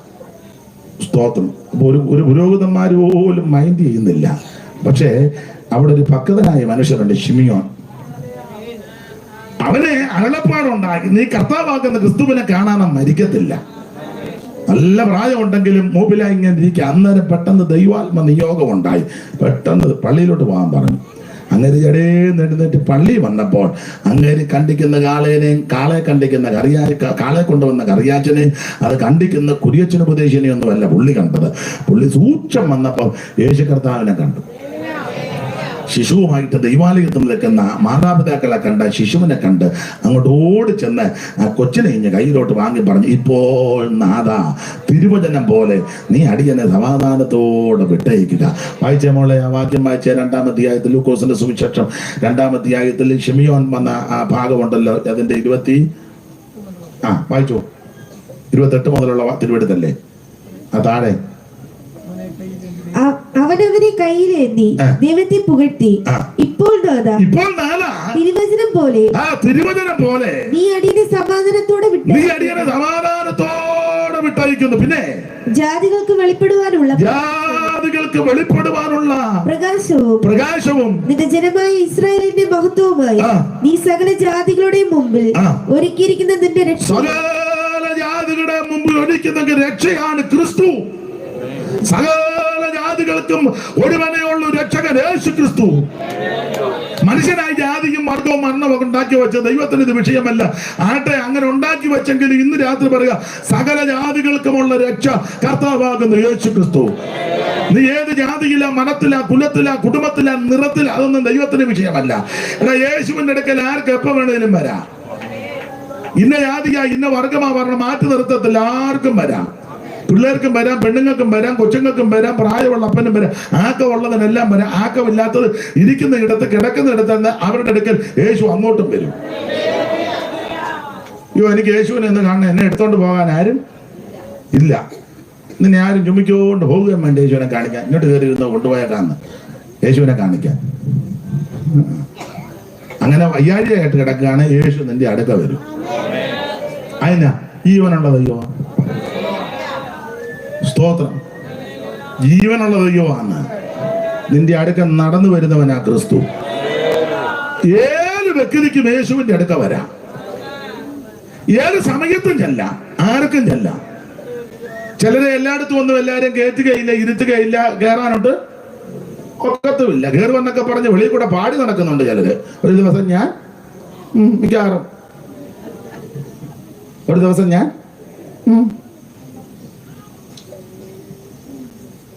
ഇപ്പം ഇത്രയും പ്രായമായി, ഇനി ഒട്ടും കയറ്റുകയില്ല. ഒരു ദിവസം ഞാൻ കയറും. മേഴ്സിയുടെ ഇവിടെ മോന്റെ കല്യാണം കഴിഞ്ഞെന്ന് പറഞ്ഞ ഉടനെ അവര്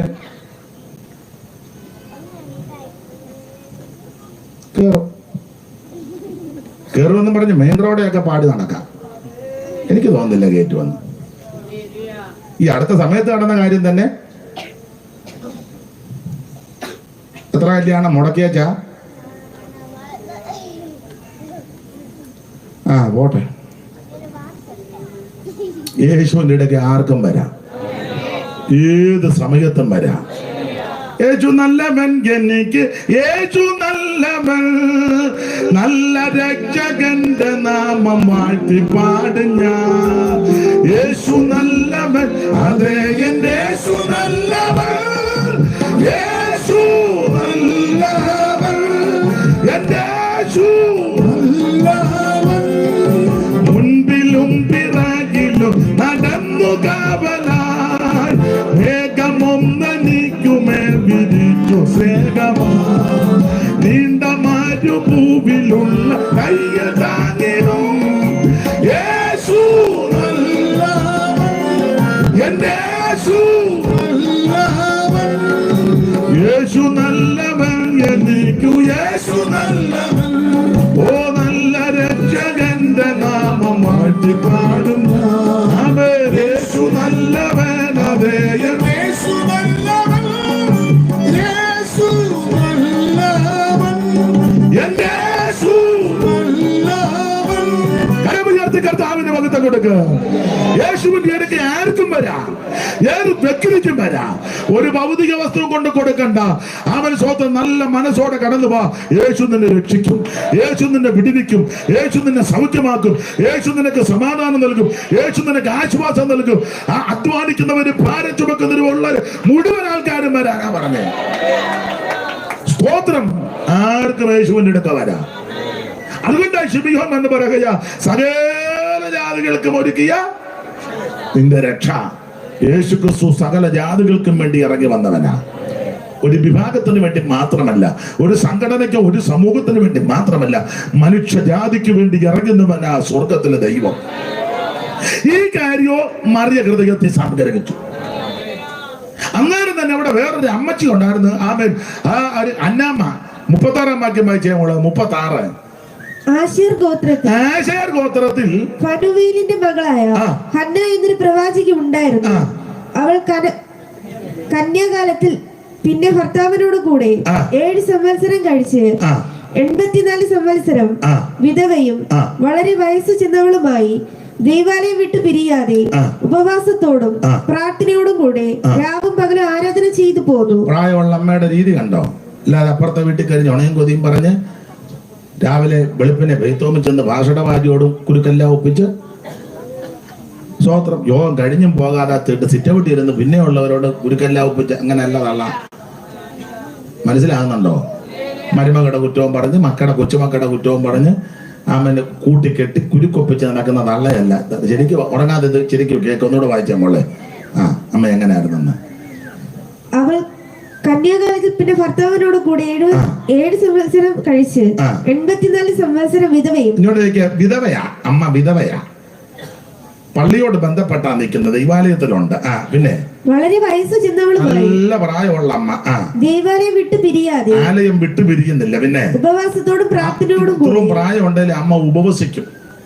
അതാ അമ്മയുടെ വിശേഷത. നല്ല ഉപവാസം എടുക്കുന്ന അമ്മയാ. അതിനെ പ്രാർത്ഥനയോടും കൂടി ഉപവസിക്കുകയും പ്രാർത്ഥിക്കുകയും ചെയ്യും. പിന്നെ രാവും പകലും ആരാധന ചെയ്തു പോകുന്നു. രാത്രിയിലും പകലും ആരാധന. അപ്പൊ ആരാധിക്കും, ഉപവസിക്കും, പ്രാർത്ഥിക്കും, ആലയം വിട്ടു പിരിയുന്നില്ല. നല്ല പ്രായമുണ്ട്, വിധവയായിരുന്നു. എന്തോ ക്വാളിറ്റി ആയി അമ്മയ്ക്ക്. ഇത് നമുക്ക് ചില തള്ളമാരുണ്ട്, പ്രാർത്ഥിക്കുകയില്ല, ഉപവസിക്കുകയില്ല, കുളിക്കുകയില്ല, വീറും വൃത്തിയില്ല, തുണിയും കഴുകുകയില്ല, നേരും ചൊവ്വന് നടക്കുകയില്ല, സമയത്തും കാലത്തും പള്ളിയിലും വരികയില്ല, വന്നാൽ തന്നെ കുത്തിയിരുന്ന് ഉറക്കോ. രോഗം തരുമ്പോ ഒരു 7 ഗ്ലാസ് കാപ്പിയും കുടിക്കും. എല്ലാവരുടെയും കാര്യമല്ല. അതിനിടയ്ക്ക് മരുമകളുടെ കുറ്റവും പറയും, അപ്പുറത്തുകാരെ കൂട്ടിക്കെട്ടും. പറയാവുന്നതെല്ലാം ഒപ്പിച്ചേച്ച് ഈ തള്ളെ കണ്ട് പഠിക്കാം. എന്ത് നല്ല ചൊവ്വുള്ള അമ്മ. അന്ന എന്ന അമ്മച്ചി വാക്യം വൈര് 84 സംവത്സരം വിധവയും വളരെ വയസ്സ് ചെന്നവളുമായി ദൈവാലയം വിട്ടുപിരിയാതെ ഉപവാസത്തോടും പ്രാർത്ഥനയോടും കൂടെ രാവും പകലും ആരാധന ചെയ്തു പോകുന്നു. ഇത്ര പ്രായമുള്ള അമ്മ ആരാധിക്കുമെന്ന്. നമ്മുടെ പ്രായമായി കഴിഞ്ഞാൽ പിന്നെ പിള്ളേരില്ല, സ്തുതിച്ചാട്ടെ, പിന്നെ നമുക്ക് എന്നാ പണി? ഇട പ്രായമാകുമ്പോഴും ദൈവത്തെ ആരാധിക്കണം. ബാലന്മാരും വൃദ്ധന്മാരും യുവതികളും യുവാക്കളും സകലരും ദൈവത്തെ ആരാധിക്കണം. ആരാധനയ്ക്ക് പ്രായം തടസ്സമല്ല. ഈ ചിലര് ധരിച്ചു വെച്ചേക്കുന്ന 65 കഴിഞ്ഞാൽ പിന്നെ ആരാധിക്കാൻ പറ്റുകയല്ലെന്നാ. 84 വയസ്സ് തന്നെ, 84 വർഷം വിധവ, പിന്നെയും പ്രായം, 100 ചിലവാനും വയസ്സുള്ള അമ്മ ആരാധിക്കുമെന്ന്. ഇന്നലെ നിങ്ങൾ കണ്ടോന്നറിയത്തില്ല, കുമ്പനാട് IPCയുടെ കൺവെൻഷൻ നടക്കുക.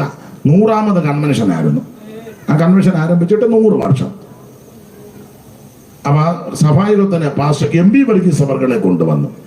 100 വയസ്സാകുന്നു. 100 വയസ്സ്.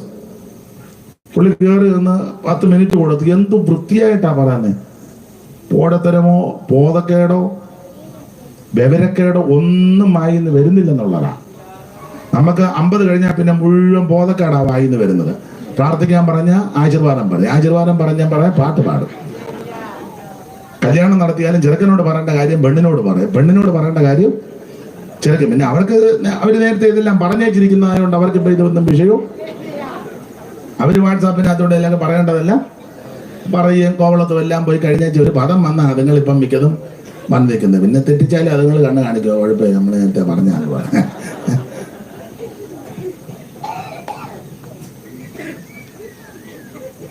അപ്പൊ MB വർഗീസ് അവർകള് എന്ത് നല്ല നിങ്ങളാണ്ട് എടുത്തത് കണ്ടേ, എന്നാ നല്ല പദങ്ങള്. എന്നെ പിന്നെ കണ്ണ് കാണിച്ചേ, എന്റെ കണ്ണ് കാണിച്ച്. ആരെയാ കണ്ണ് കാണിച്ചു? ഞാൻ ഈ മോൻ ആരെയാ കണ്ണ് കാണിച്ചു? എല്ലാം പറഞ്ഞെന്നാണോ? എന്തോ കണ്ണ് കാണിച്ച് ഞാൻ കണ്ടതൊക്കെ. പിന്നെ നിന്റെ കാര്യം ആടാന്നായിരിക്കും. നീ കോവളത്ത് പോയ കാര്യം ആടാ, ഭാഷ എങ്ങനെയോ അങ്ങനെ ഏതോ കുരുക്കുണ്ട്. പിന്നെ എനിക്കറിയാം. ഭാഷയോട് ആരായിട്ട് പറഞ്ഞു കൊടുത്ത അല്ലേ ഭാഷ ഇപ്പൊ അത് പറയണ്ടേ? എന്നോട് ആരും ഒന്നും പറഞ്ഞില്ല. അപ്പൊ ചുരുക്കി പറഞ്ഞാൽ ആരാധനയ്ക്ക് പ്രായം തടസ്സമല്ല. അല്ലല്ല, തെളിവ് ഗോത്രപിതാവാകുന്ന യാക്കോബ് മരിക്കുന്നതിന് മുമ്പ് 147 വയസ്സുണ്ട്. 147. ഈ അമ്മയ്ക്ക് 100 വയസ്സോളം ഉണ്ട്. അന്നാമ്മയ്ക്ക് രാവും പകലും ആരാധിച്ചു. അന്നേരം തന്നെ 147 യാക്കോബ് മരിക്കാറായി. ആ യാക്കോബ് ഭാവികാലം സംബന്ധിച്ച് യോസേപ്പിന്റെ പിള്ളേരെ 2 പേരെ അങ്ങ് അനുഗ്രഹിച്ച് കൈ പണച്ചു വെച്ച്, എബ്രഹീമിനെയും മനശ്ശെയും കൈ പണച്ചു വെച്ച് അനുഗ്രഹിച്ചു വായു കൊണ്ടെന്നാന്നോ ഒരു തരത്തിൽ വല്യപ്പൻ കൈ ഇങ്ങനെ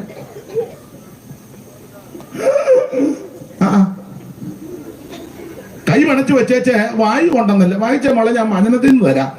ഞാൻ റെഫറൻസ് അങ്ങ് മറന്നുപോയി. അല്ലല്ല, എനിക്ക് എൻ്റെ ബൈബിള് തുറക്കണം. കാരണം എപ്പോഴും ഇത് ഉപയോഗിക്കുന്നത് കൊണ്ട് തിട്ടമുണ്ട്. നിങ്ങൾ ഉൽപ്പത്തി പുസ്തകം ഇന്ന് മൊത്തം വായിച്ച ആയുസ് മുഴുവൻ വായിച്ച വാക്യം കാണുകയില്ല, അവിടെ ഇല്ല.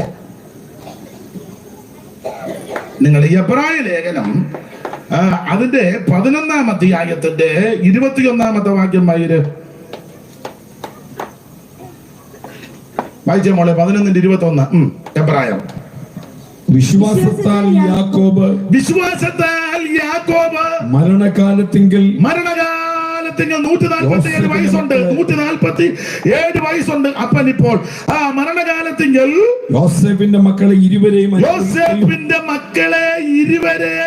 അനുഗ്രഹിക്കുകയും എന്ന് പറഞ്ഞാൽ കൈ ഇങ്ങനെ പണച്ചു വെച്ച് എബ്രഹീമിന്റെ തലയിൽ വലം കൈ വെച്ച് കൈ പണച്ചു വെച്ച് അനുഗ്രഹിക്കുകയും തന്റെ വടിയുടെ അറ്റത്ത് ചാരിക്കൊണ്ട് നമസ്കരിക്കുകയും ചെയ്തു. നമസ്കരിച്ചെന്ന ദൈവത്തെ ആരാധിച്ചെന്ന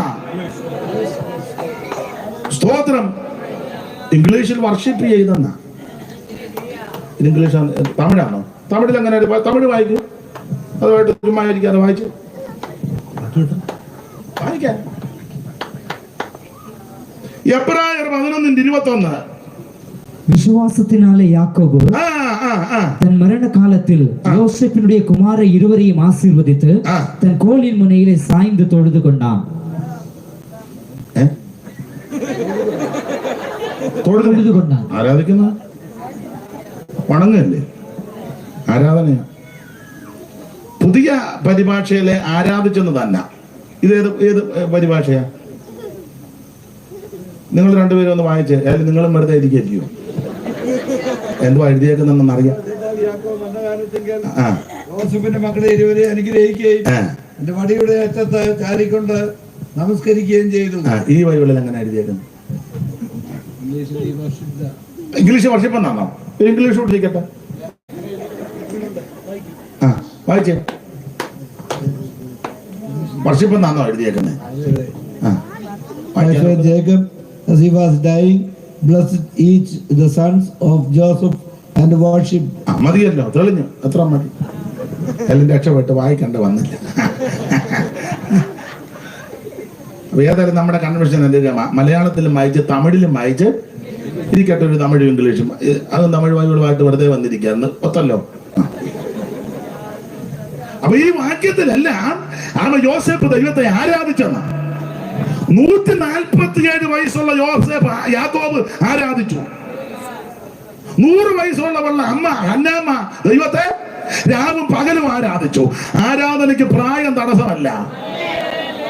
നീ 60 കഴിഞ്ഞാൽ പിന്നെ സഭയെ വന്നിച്ച് സൈഡ് സീറ്റ് വെച്ച് മൂപ്പം കളിക്കുക. 60 വയസ്സ് കഴിഞ്ഞ അവൻ പിന്നെ അനങ്ങുകയല്ല. സ്തുതിക്കുന്നു.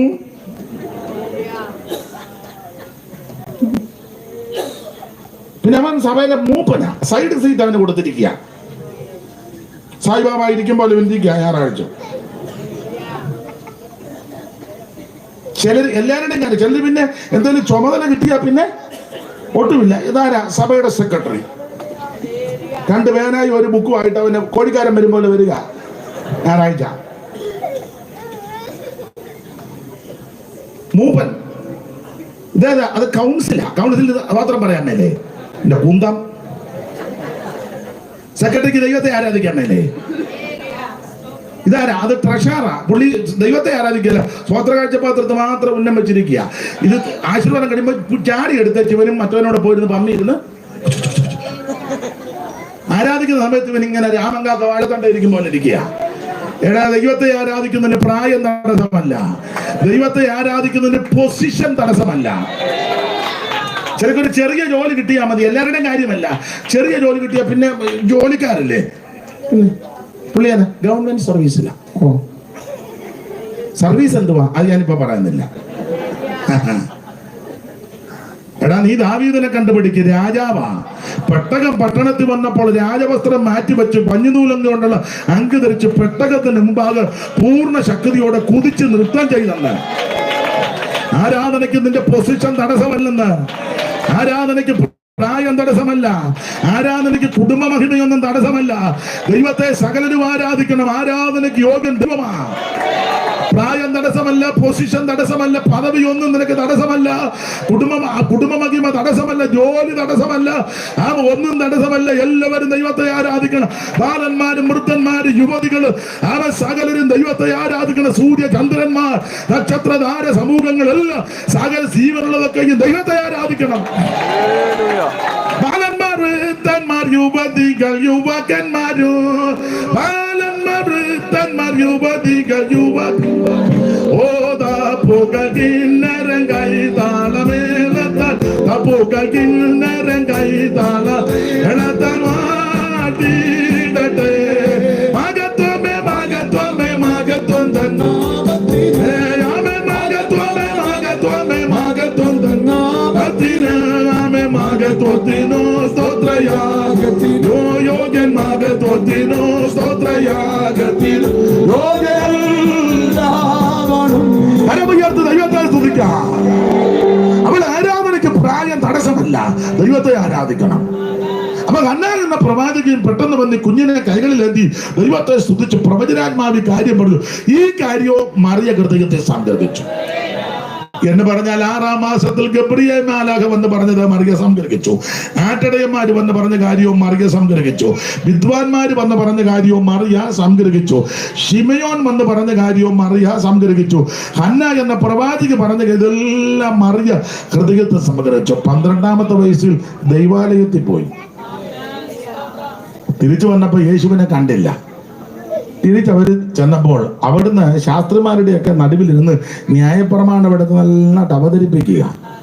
അപ്പോൾ അമ്മയും സഹോദരങ്ങളും എല്ലാം കൂടെ വിഷമിച്ച് ചെന്നപ്പോൾ പറഞ്ഞു, ഞാൻ എൻ്റെ പിതാവിനുള്ളതിൽ ഇരിക്കേണ്ടതാ. ചില കാര്യങ്ങൾ യേശു പറഞ്ഞു. ശാസ്ത്രിമാരും ചില കാര്യം അതെല്ലാം മറിയ ഹൃദയത്തിൽ സംഗ്രഹിച്ചു വെച്ചു. അപ്പൊ അവൻ ആരാണെന്ന് നമ്മയ്ക്ക് നല്ല ഉറപ്പുണ്ട്. അവൻ രക്ഷകനാ, അവൻ സന്തോഷം തരുന്നവനാ, അവൻ ജാതികൾക്കുള്ള രക്ഷയാ, അവൻ ദൈവത്തിന്റെ നിത്യ സന്തോഷമാ. അവനെ കൈക്കൊണ്ടാൽ നിനക്ക് സമാധാനമുണ്ടാകും, സന്തോഷമുണ്ടാകും, വെളിച്ചമുണ്ടാകും.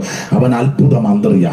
ഈ കാര്യം അമ്മ ഹൃദയത്തിൽ സംഗ്രഹിച്ചു വെച്ചത് കൊണ്ടാ പ്രശ്നം വന്നപ്പോൾ സൂക്ഷം യേശുവിന്റെ അടുക്കൽ ചെന്ന് കാര്യം പറഞ്ഞത്. ഇന്ന് രാത്രി യേശു ആരാണെന്ന് നല്ല ഉറപ്പുണ്ടെങ്കിൽ നിനക്കൊരു പ്രയാസം ഉണ്ടാകുകയാണ്. അവിടുന്ന് ആ പ്രശ്നം പരിഹരിച്ചു. കല്യാണ വീട്ടിലെ പ്രശ്നം പരിഹരിച്ച് പച്ചവെള്ളത്തെ അവിടുന്ന് വീഞ്ഞാക്കി തീർത്തു. ആ വീട്ടിൽ സന്തോഷം അലതല്ല. നിന്റെ കുടുംബത്തിന്റെ പ്രശ്നം മാറ്റുവാൻ കഴിവുള്ളവൻ യേശുവാ. നിന്റെ ജീവിതത്തിന്റെ തകർച്ച മാറ്റാൻ കഴിവുള്ളവൻ യേശുവാ. നിന്റെ പരാജയങ്ങളെ ജയമാക്കുവാൻ കഴിവുള്ളവൻ യേശുവാ. അവിടുന്ന് അത്ഭുതമന്ത്രിയാ. ഇന്ന് രാത്രി ആ അത്ഭുതമന്ത്രിയുടെ പാതാരബന്ധത്തിൽ സമർപ്പിച്ച് നിനക്കും നിന്റെ കുടുംബത്തിനും രക്ഷയാ. നമുക്കൊരു ശിശു ജനിച്ചിരിക്കുന്നു, നമുക്കൊരു മകൻ നൽകപ്പെട്ടിരിക്കുന്നു. അവൻ അത്ഭുതമന്ത്രി. യേശുവിന്റെ ആദ്യത്തെ അത്ഭുതമാ പച്ചവെള്ളത്തെ ക്രിസ്തു വീഞ്ഞാക്കി തീർത്തു. ഇന്നും അവിടുന്ന് അത്ഭുതം ചെയ്യുന്ന ദൈവമാണ്. ഒന്ന് രണ്ട് കാര്യം കൂടെ പറഞ്ഞ് വാക്കുകളങ്ങ് നിർത്താം. അവിടുത്തെ അത്ഭുതം, ദൈവത്തിന് മഹത്വം. വേറൊരു അത്ഭുതം വായിച്ചാട്ടെ. മർക്കോസിന്റെ സുവിശേഷം അതിന്റെ 5-ാം അധ്യായത്തിന്റെ 15-ാമത്തെ വാക്യം വായിച്ചാട്ടെ. മർക്കോസ് 5:15. പെട്ടെന്ന് യേശുവിന്റെ അടുക്കൽ വന്ന് ലഗ്യോനുണ്ടായിരുന്ന ഭൂതഗ്രസ്തൻ വസ്ത്രം ധരിച്ചും സുബോധം പൂണ്ടിരിക്കുന്നത് കണ്ട് ഭയപ്പെട്ടു. ഇവിടെ ഭൂതഗ്രസ്തനാകുന്ന ആ മനുഷ്യന് വിടുതൽ കൊടുത്ത യേശു അവിടുന്ന് അത്ഭുതം കണ്ട ദൈവമാണ്. ഗദരദേശത്ത് ഭൂതഗ്രസ്തൻ 5-ാം അധ്യായത്തിന്റെ 1 മുതൽ വായിക്കുമ്പോൾ യേശു ആ ദേശത്തേക്ക് പോകുക. വായിച്ച് 5:1 മുതൽ. അവർ കടലിന്റെ അക്കരെ ഗദരദേശത്തെത്തി.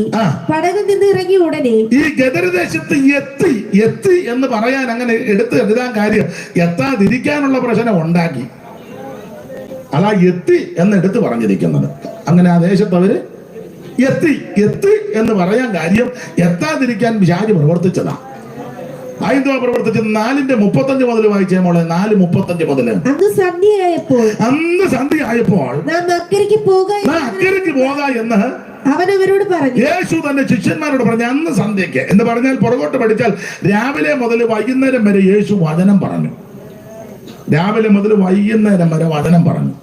സന്ധ്യയായപ്പോൾ യേശു പറഞ്ഞു നമുക്ക് അക്കരെ. യേശുവിന്റെ വചന ശുശ്രൂഷ ആർക്ക് എഴുന്നേറ്റ് പോകാൻ തോന്നുകയില്ല. നമ്മൾ ഇച്ചിരി കഴിയുമ്പോൾ എല്ലാവരും പരുവക്കേടാകും. ചിലർ ബൈബിളിന്റെ സിപ്പിട്ട് കാണിക്കും, മൂക്കിലിരിക്കുന്ന കണ്ണാട മടക്കി ബാഗിനകത്തോട്ട് വെക്കുക. അപ്പൊ എന്റെ എല്ലാം അർത്ഥം എന്താണെന്ന് ചോദിച്ചാൽ ഇയാൾ പ്രസംഗം നിർത്തി ഞങ്ങൾക്ക് പോകണം. അതൊക്കെയാണ് നമ്മുടെ സിഗ്നൽ. അല്ലെങ്കിൽ അടുത്തിരിക്കുന്ന പുള്ളിയെ നോക്കും, ഇല്ല വാച്ചുകളൊന്ന് നോക്കി വെച്ച് നമ്മളെ ഒന്ന് നോക്കും, ഇല്ല പുറകോട്ടൊന്ന് നോക്കും, ഇല്ല സൈഡിലൊന്ന് നോക്കും. ഇതിന്റെ എല്ലാ അർത്ഥം പോകാറായി ഇയാൾ അങ്ങ് നിർത്തുന്ന. എന്നാൽ യേശുവിന്റെ വചന ശുശ്രൂഷയിൽ ഒരു കുഞ്ഞുങ്ങൾ പോകുന്നില്ല. അതിന് കാരണം എന്നാ? വായിന്ന് വരുന്നതെല്ലാം ലാവണ്യമാക്കാം. അതുകൊണ്ട് എഴുന്നേറ്റ് പോകാൻ ഒന്നും തോന്നുന്നില്ല. വായിന്ന് വരുന്നതെല്ലാം ലാവണ്യമാക്കാം. തേനി മുഖത്തോട്ട് നോക്കിയിട്ട് തേനിറ്റ് വീഴുന്നു. കാണാനും ചൊവ്വുണ്ട്, അല്ലാതെ നിന്നെ കൊല്ലുവെന്നും പറഞ്ഞ് ഇരിക്കുകയല്ല. സ്തോത്രം. കാണാനും നല്ലതാ. നമ്മളെ ചിലരെ അർദ്ധരാത്രിക്ക് കാണുന്നെങ്കിൽ 5-ാം ബലി വന്ന് കത്ത് പോകും. ആ നോട്ടോ ഇരിപ്പും കണ്ട് ഇരുട്ടത്താ കാണുന്നെങ്കിൽ അന്നേരം അറ്റാക്ക് വരും. യേശു അങ്ങനല്ല. നമ്മളങ്ങോട്ട് നോക്കിയാൽ കണ്ണ് പറക്കല്ല, ഇതുപോലെ സൗന്ദര്യമാണ്. എന്റെ പ്രിയനോ വെണ്മയും ഇതുപോലെ വെണ്മയുള്ള മണവാളൻ വേറാരുമില്ല. ഇതുപോലെ വെണ്മയുള്ള മണവാളൻ വേറാരുമില്ല. 10,000 പേർകളിൽ അതിശ്രേഷ്ഠ മണവാളനെ. 10,000 പേർകളിൽ അതിശ്രേഷ്ഠ മണവാളനെ. ഇന്നു വരും പോയതുപോലെ മണവാളൻ എന്നു വരും. എപ്പോൾ വരും? പോയതുപോലെ മണവാളൻ. അപ്പൊ ശ്രദ്ധിച്ചേ, അവിടുന്ന് മഹത്വവാനായ ദൈവമാണ്. കണ്ടാൽ തന്നെ എന്തൊരു സൗന്ദര്യമാണ്.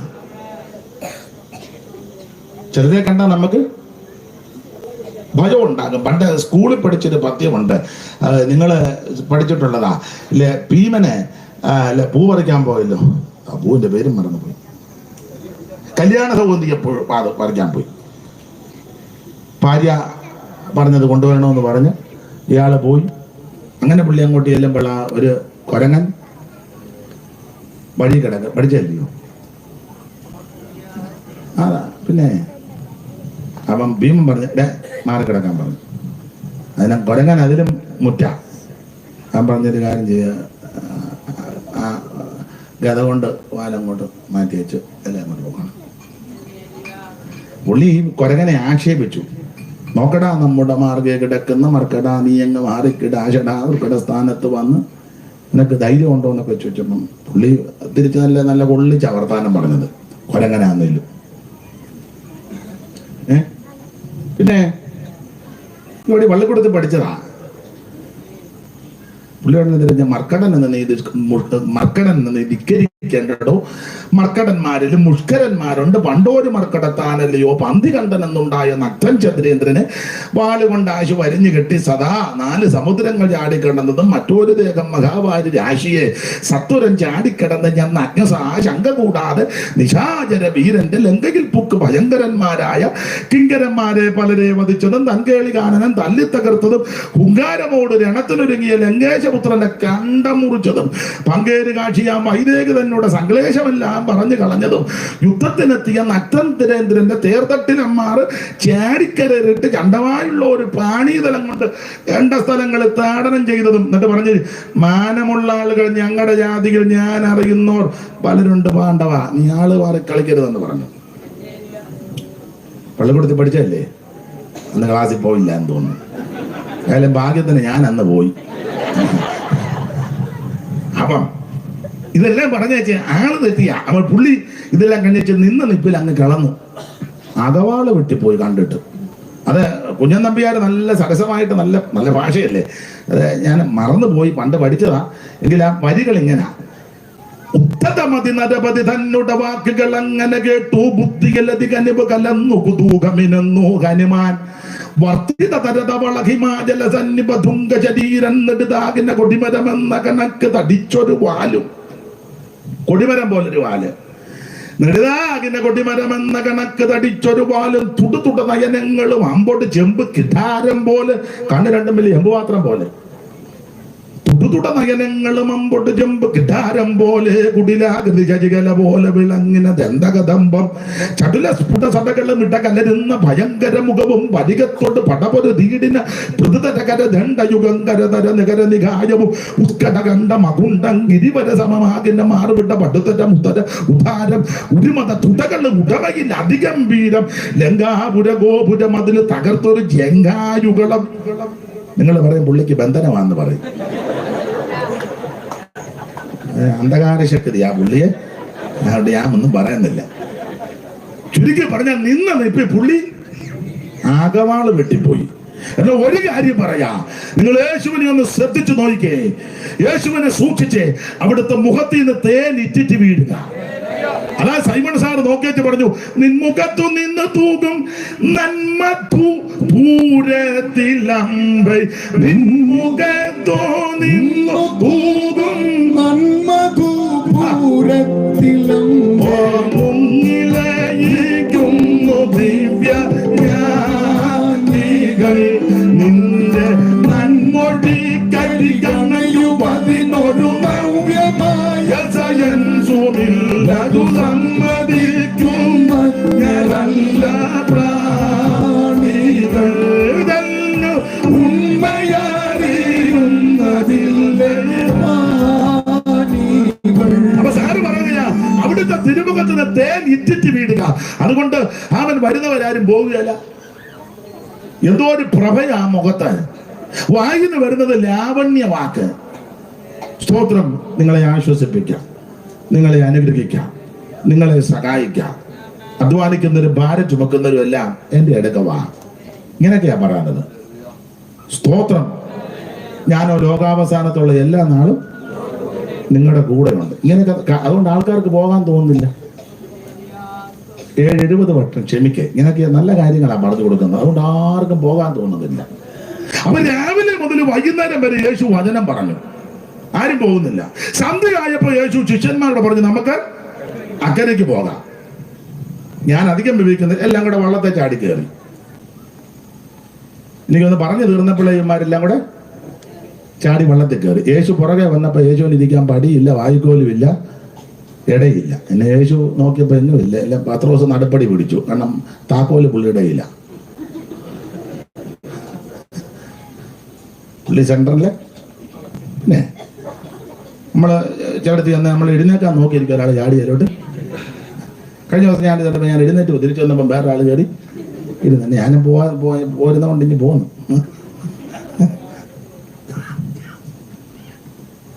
തമാശ പറഞ്ഞതല്ല. നടുപടി പത്രോസ് കയറിയിരിക്കുക, തൊട്ടപ്പുറത്തെ പടി അന്ത്രയോസ് ഇരിക്കുക, യോഹന്നാനുമല്ല. യൂദാ ഒരു പടി മൊത്തം പിടിച്ചു, കാരണം പണസഞ്ചി അവന്റെ പക്കൽ ആണ്. അതിനെ അതിൽ വെച്ചോണ്ട് എണ്ണുകയും ചെയ്യണം, കുറച്ച് അടിച്ചു മാറ്റുകയും ചെയ്യണം. അതിനൊരു പടി വേണം. ചുരുക്കി പറഞ്ഞ യേശു വന്നപ്പോ യേശുവിന് ഇരിക്കാൻ ഇടവില്ല. അതുകൊണ്ടൊക്കെ ആയിരിക്കാം കർത്താവ് തലകണ വെച്ച് അമരത്ത് കിടന്ന് ഉറങ്ങുക. അങ്ങനെ ഇവര് മറുകരയ്ക്ക് പോകുകയാ. അക്കരയ്ക്ക് പോകുന്നത് എന്തിനാന്ന് ശിഷ്യന്മാർക്ക് അറിയില്ല, പക്ഷെ യേശുവിന് അറിയാം. ഒറ്റ വാക്കി പറഞ്ഞാൽ അക്കരയ്ക്ക് പോകുന്നത് എന്തിനാന്ന് ചോദിച്ചാൽ, ഇവിടെ പിശാചിനാൽ പിടിക്കപ്പെട്ടൊരു മനുഷ്യൻ, ലഗ്യോൻ ബാധിച്ചൊരു മനുഷ്യന് ഗദരദേശത്ത്, അവന് വിടുതൽ കൊടുക്കാനായി യേശു അക്കരയ്ക്ക് പോകുന്നത്. 16,000 ഭൂതമുണ്ട് ഇവന്റെ ദേഹത്ത്. പീറ്ററിനോടും അന്ത്രയോസിനോടും യൂദായോടും ഇവരോടൊക്കെ പറയുക, പീറ്ററെ നമ്മൾ അക്കരയ്ക്ക് പോവുക, 6,000 ഭൂതമുള്ളൊരുത്തിന് വേണ്ടി പ്രാർത്ഥിക്കാൻ പോവാന്ന് പറഞ്ഞാൽ ഓരോരുത്തരും പുറകോട്ട് ന്യൂട്രി വലിക്കും. പീറ്റർ പറയും, തള്ളയ്ക്ക് പനി കൂടി, അതുകൊണ്ട് ഞാൻ അടുത്ത ആഴ്ചത്തെ ക്രൂസൈഡിന് വരാം. തള്ളയും കൊണ്ട് മിക്കവാറും മെഡിക്കൽ കോളേജിൽ തന്നെ പോകേണ്ടി വരും. ഡെങ്കു ആന്നാ നാളെ ഇടയ്ക്കിടയ്ക്ക് കിലുകിലുക്കുന്നുണ്ട്. പീറ്റർ പുറകോട്ട് വലിയും. എല്ലാവരും പുറകോട്ട്. യേശുവിന് ഇവരെ എല്ലാം നല്ലതുപോലെ അറിയാം. അതുകൊണ്ട് മിണ്ടിയില്ല. 6,000 ഭൂതമുള്ളതിന് വേണ്ടി പ്രാർത്ഥിക്കാൻ പോകുന്ന മിണ്ടിയില്ല. കർത്താവിനറിയാം. പക്ഷെ പിശാചിന് മനസ്സിലായി എന്തിനാ വരുന്നെന്ന്. സ്തോത്രം. അതുകൊണ്ട് പിശാച് ആ സമയത്ത് കാറ്റടിപ്പിച്ചു. കാറ്റടിപ്പിച്ച് തിരമാലകൾ ഉയർന്നു. പടക് ആടികുലഞ്ഞ് പടക് മുങ്ങിപ്പോകുമെന്ന് തോന്നി. സ്തോത്രം. ലോകമാം വൻകടലിൽ ഓളങ്ങളടിക്കുമ്പോൾ, ലോകമാം കടലിൽ ഓളങ്ങളടിക്കുമ്പോൾ, എങ്ങനെ നമ്മുടെ ജീവിത പടകിനെ മുങ്ങാതക്കരയെത്തിക്കും, എങ്ങനെ നമ്മുടെ ജീവിത പടകിനെ മുങ്ങാതക്കരയെത്തിക്കും, എങ്ങനെ നമ്മുടെ ജീവിത പടകിനെ മുങ്ങാതക്കരയെത്തിക്കും.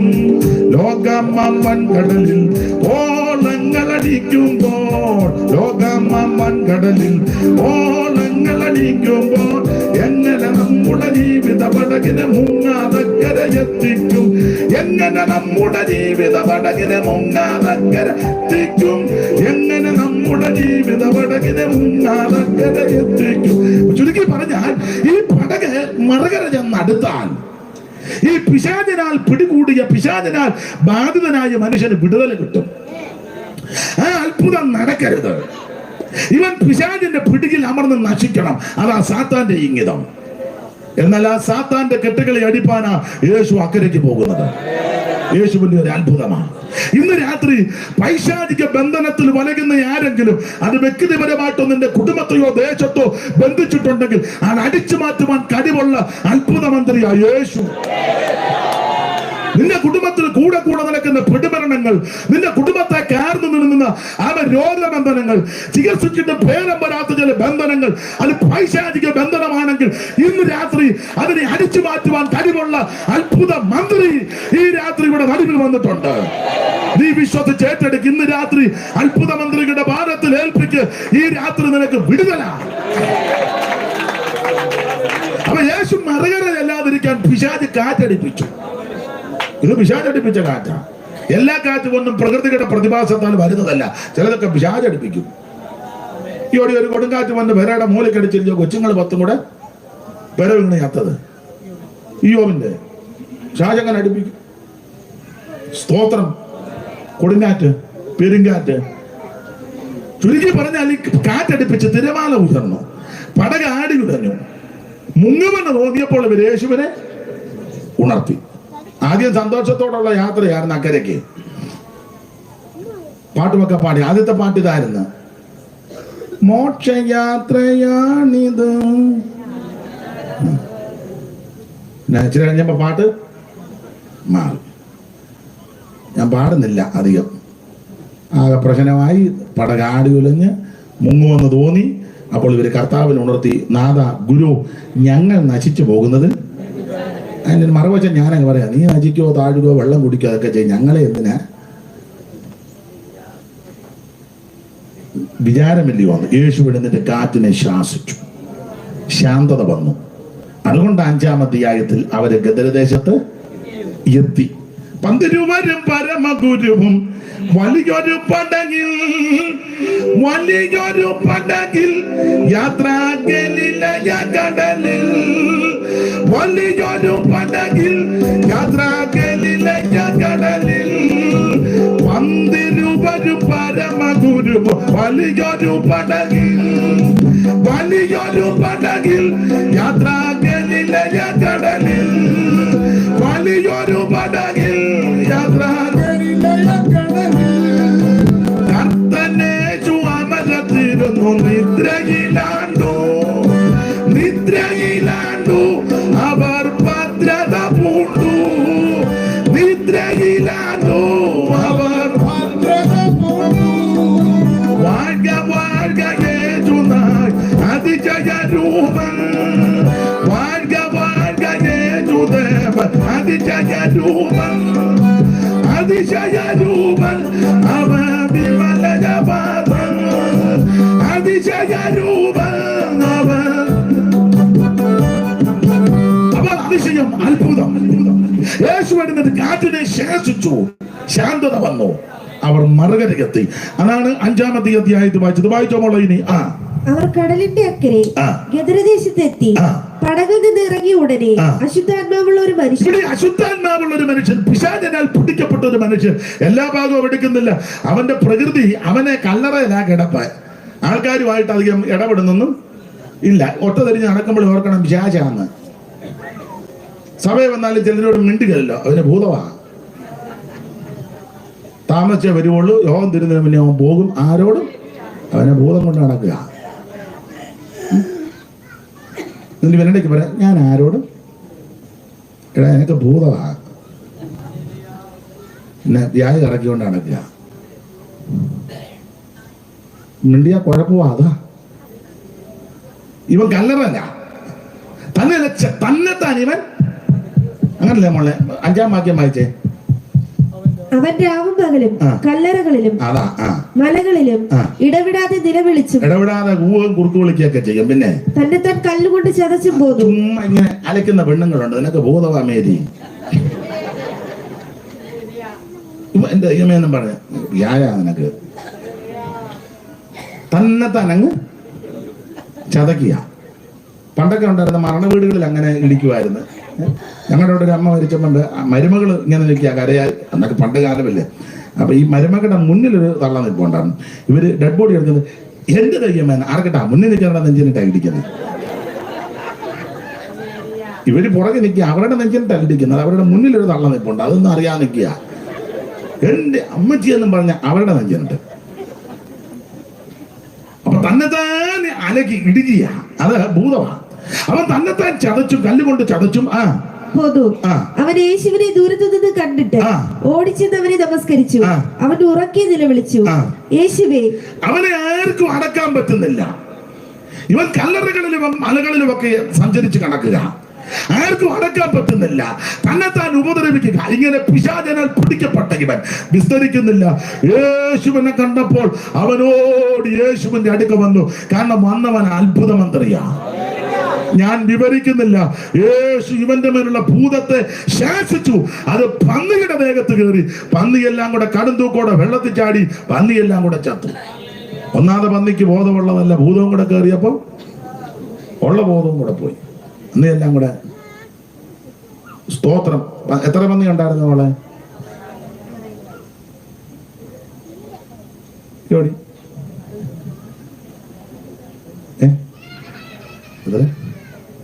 ഉറക്കെ പറഞ്ഞു 2000. ലഗ്യോൺ എന്ന് പറഞ്ഞ 6000 വന്ന 2000 പന്നി. അപ്പൊ ഒരു പന്നിയിൽ എത്ര ഭൂതം കയറി? ഉള്ളതാ. സ്തോത്രം. ഏതായാലും വേറൊരു അത്ഭുത ഒരു വിശേഷത, ഇത്രയും ഭൂതം കയറിയിട്ട് ഇവൻ ചാടിച്ചത്തില്ലല്ലോ. 3 ഭൂതം കയറിയപ്പോളെ പന്നി കുട്ടം പന്നി ആരെ 3 ഭൂതം പന്നിയുടെ പന്നി നേരെ വെള്ളത്തിൽ ചാടിച്ചത്. 6000 എണ്ണത്തെ വെച്ചോണ്ട് ഇവൻ ഇരിക്കുക. നമ്മുടെ ആംബിയർ ചെറുതൊന്നുമല്ല.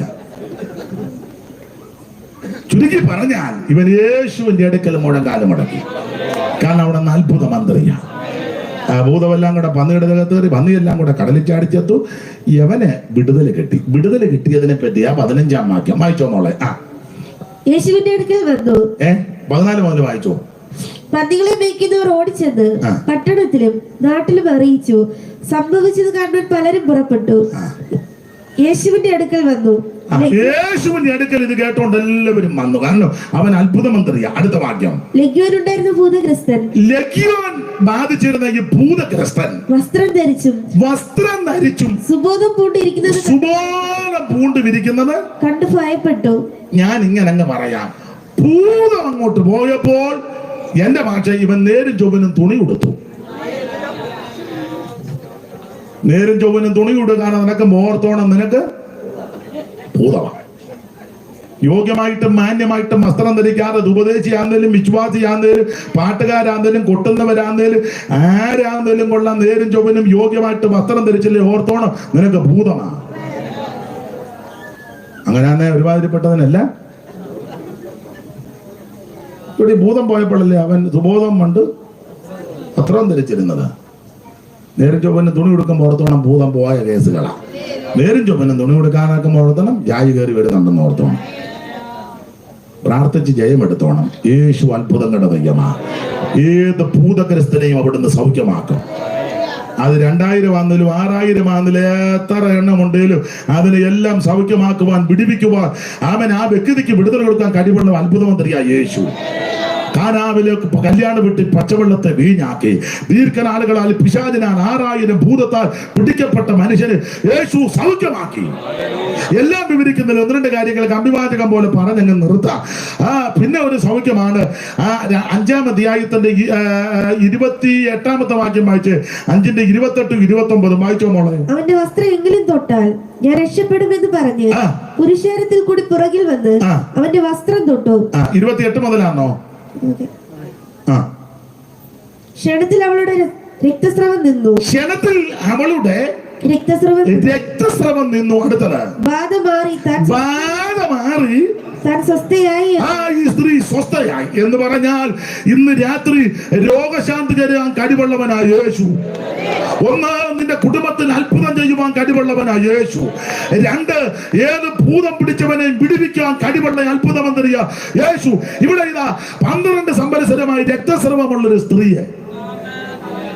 അവിടെ ഞാനെല്ലാം വിവരിക്കുന്നില്ല, വിവരിക്കണമെന്നുണ്ട്. സമയത്തെയും ഭയപ്പെടുന്ന എനിക്ക് തിരിച്ചു പോകണമല്ലോ. അവിടെ ആ സ്ത്രീയെ പറ്റി, ഈ സ്ത്രീ ഒരു നല്ലൊരു സ്ത്രീയാ. കാരണം അവിടെ ഒരു പദമുണ്ട്, വൈദ്യന്മാരാൽ ഏറിയോന്ന് സഹിച്ചെന്നാ എഴുതിയേക്കുന്നത്. അങ്ങനല്ലേ മോളെ?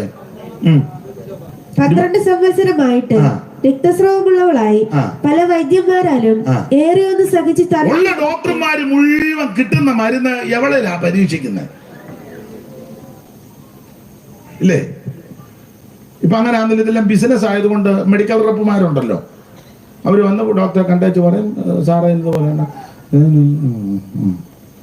സാറിന് ഇത്ര രൂപ ഞങ്ങൾ തരും. അപ്പൊ തരുന്ന മരുന്നെല്ലാം വരുന്നതിന് ഗ്രഹപ്പടക്കി തള്ള ചെല്ലുകയും ചെയ്തു. 1-2 മരുന്ന് കൊടുത്താൽ മതി. ഇത് കിട്ടിയ മരുന്ന് മുഴുവൻ ഇത് ബിസിനസ് അല്ലേ? ഇപ്പം നമ്മളൊരു പനിയായിട്ട് അങ്ങോട്ട് തന്നെ ഡോക്ടർ ചോദിക്കുക, എന്തോ പറ്റി? പനി. ഉടനെ ഒരു മരുന്ന് എഴുതി. പനി എന്ന് പറഞ്ഞാൽ ഒരു മരുന്ന് 1 എന്ന് തുടങ്ങി. മിനിഞ്ഞാന്ന് അതിന് വേറൊരു മരുന്ന്. മിണ്ടാൻ മേല. നമ്മളെ നോക്കിക്കൊണ്ട് 2 മിനിഞ്ഞാന്ന് തുടങ്ങി.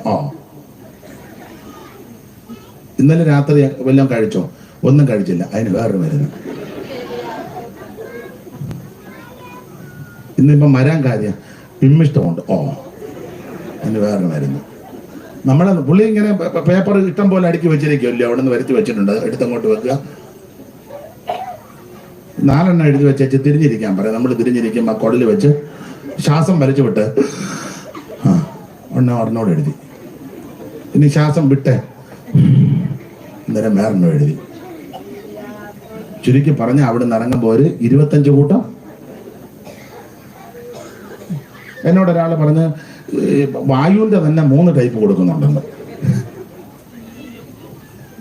രാവിലത്തെ വായുവിനുള്ളത്, ഉച്ചക്കത്തെ വായുവിനുള്ളത്, വൈകുന്നേരത്തെ വായു പലതല്ലേ. ദാവീദും അങ്ങനല്ലേ പറഞ്ഞ, കാലത്തും വൈകുന്നേരത്തും. ഇത് മുഴുവൻ സഹിക്കുക. ചുരുക്കി പറഞ്ഞ ഒരാവി പിടിച്ചാൽ തീരാനുള്ള കേസ്. പിന്നെ പഴയ അമ്മമാരാണ് കുരുമുളക് കാപ്പിയും കൂടെ അങ്ങോട്ട് തരുമ്പം, ഞങ്ങൾക്കൊരു വല്യപ്പനുണ്ടായിരുന്നു, പനി വന്നാണ് പുള്ളി ചെയ്യുന്ന നല്ല ചൂട് ചോറിനകത്ത് മുളക് നന്നായിട്ട് അങ്ങോട്ട് അരച്ച് അത് കഴിക്കും. ചൂട് ചോറിനകത്ത് മുളക് കൂടെ അരച്ച് അങ്ങോട്ട് കഴിച്ചു. പിന്നെ ആ പുള്ളി പുതപ്പെല്ലാം കൂടെ ഇട്ട് മൂടി കിടക്കും, വെട്ടി വീർക്കും, പനിയും പോയി. അപ്പൻ്റെ മരുന്നാണ് അതൊക്കെ പണ്ട് കാലം. ഇപ്പൊ ഇതെല്ലാം ബിസിനസ് അല്ലേ. ഞാൻ പറയാറുണ്ട്, നമ്മൾ ആശുപത്രിയിൽ രോഗിയെ കൊണ്ടുചെല്ലുന്നവനും മരുന്ന് എഴുതി തരും. അങ്ങനത്തെ കാലമാണ്. ഞാൻ പുള്ളിയുടെ കൂടെ വന്ന എന്നാ 2 എണ്ണം ഇരുന്നോട്ടെ, ഇമ്മ വന്നേ, പുള്ളിക്ക് എന്നാണ്. ഇത് ഒത്തിരി ബിസിനസ്സാണ്. അതുകൊണ്ട് കഴിവിന്റെ പരമാവധി നിങ്ങൾ മെഡിക്കൽ കോളേജിൽ പോകുകയാണെങ്കിൽ അതാ കുറച്ചുകൂടെ. അവിടുന്ന് ഒത്തിരി എഴുതി തരത്തില്ല, കാരണം അവിടെ അധികം മരുന്നും ഇല്ലല്ലോ.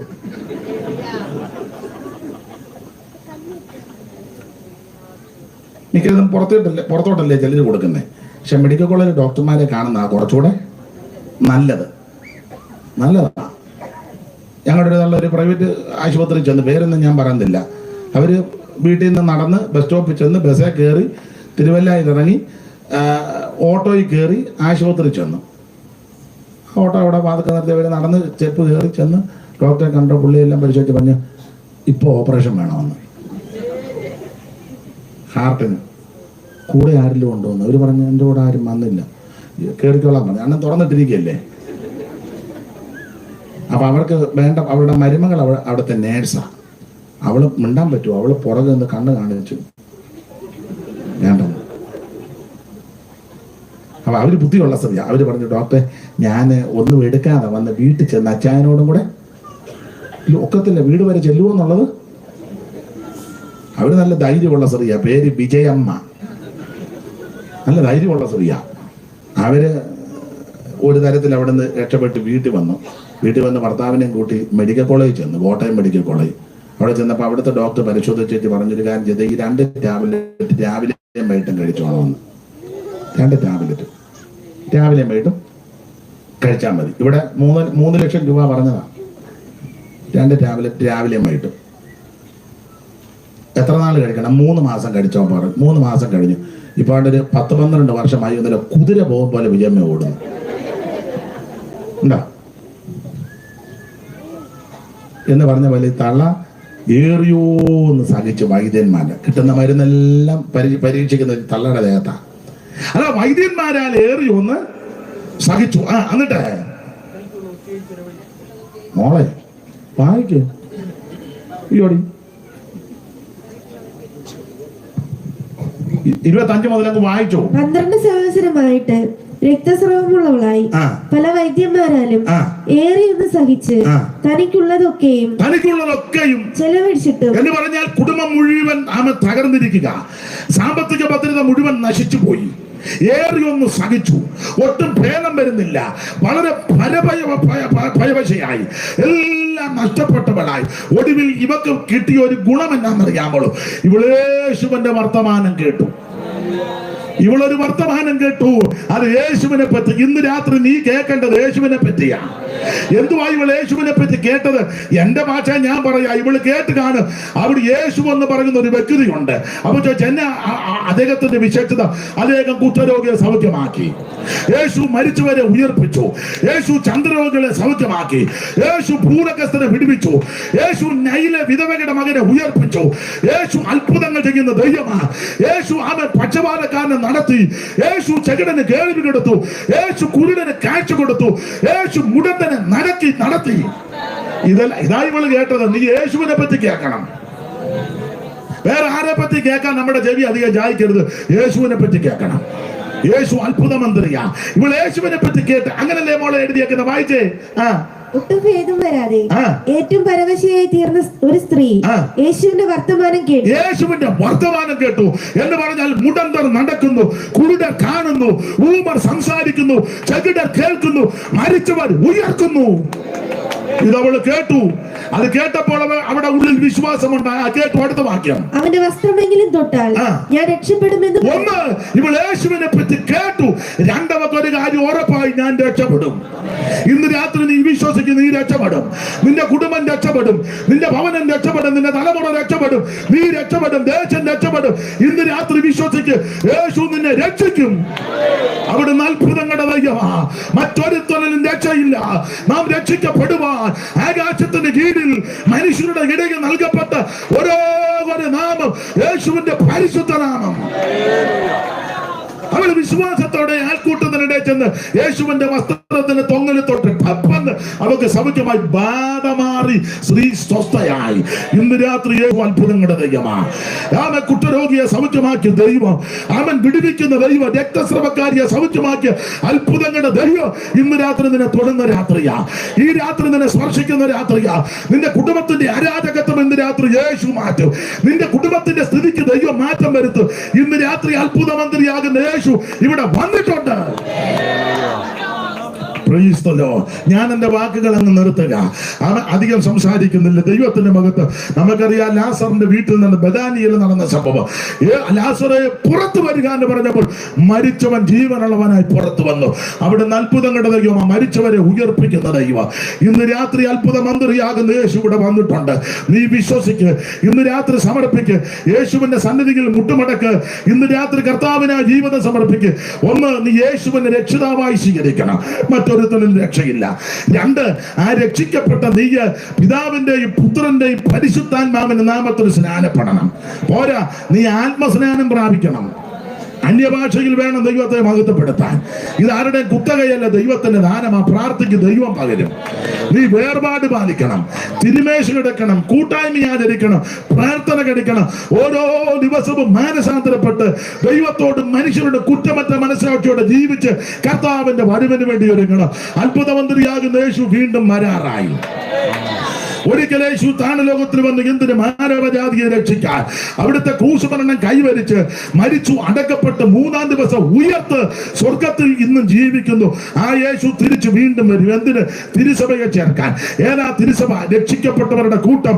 അവൻ സ്നാനപ്പെട്ട് വേർപാട് പാലിച്ച് ആത്മനിർമ്മലം പ്രാപിച്ച് വിശുദ്ധ ജീവിതം നയിക്കുന്ന വിശുദ്ധന്മാരെ ചേർക്കാൻ യേശു വീണ്ടും വരും. ആരും വരവിൽ കൈവിടപ്പെട്ടു പോകരുത്. കർത്താവിന്റെ വരവിന് വേണ്ടി നമുക്കൊരുങ്ങാം. നമുക്കൊരു ശിശു ജനിച്ചിരിക്കുന്നു, നമുക്കൊരു മകൻ നൽകപ്പെട്ടിരിക്കുന്നു. അവൻ ആധിപത്യം അവന്റെ തോളിലിരിക്കും. അവൻ അത്ഭുത മന്ത്രി. കാനാവിലെ കല്യാണ വീട്ടിൽ പച്ചവെള്ളത്തെ വീഞ്ഞാക്കിയ അത്ഭുത മന്ത്രി. ഗദരദേശത്തെ ഭൂതഗ്രസ്തന് വിടുതല കൊടുത്ത അത്ഭുത മന്ത്രി. 12 സംവത്സരം രക്തസ്രവമുള്ള സ്ത്രീയുടെ ബാധ മാറ്റി വിടുതല കൊടുത്ത അത്ഭുത മന്ത്രി. മരിച്ച ലാസനെ ഉയർപ്പിച്ച അത്ഭുത മന്ത്രി. ആ അത്ഭുത മന്ത്രി ഇന്ന് രാത്രി ജീവിക്കുന്നു. ആ കർത്താവിന്റെ കരങ്ങളിൽ എല്ലാവരും ഒന്ന് സമർപ്പിച്ചാട്ടെ. അല്പസമയങ്ങൾ ദൈവത്തെ മഹത്വപ്പെടുത്തി സ്തുതിക്കാം. എല്ലാവരും ദൈവത്തെ സ്തുതിച്ചാട്ടെ. ആ പഴയ പാട്ടിന്റെ ചരണങ്ങൾ കൈകളടിച്ച് പാടി ഇന്ന് രാത്രി നമുക്ക് ഈ മഹായോഗം അവസാനിപ്പിക്കാം. എന്നെ ജീവിക്കുന്നതിനാൽ ഞാനും എന്നേക്കും ജീവിക്കാമേ. എന്നെ ജീവിക്കും ഞാനും എന്നേക്കും ഇനി തന്നെ പിരിഞ്ഞൊരു ജീവി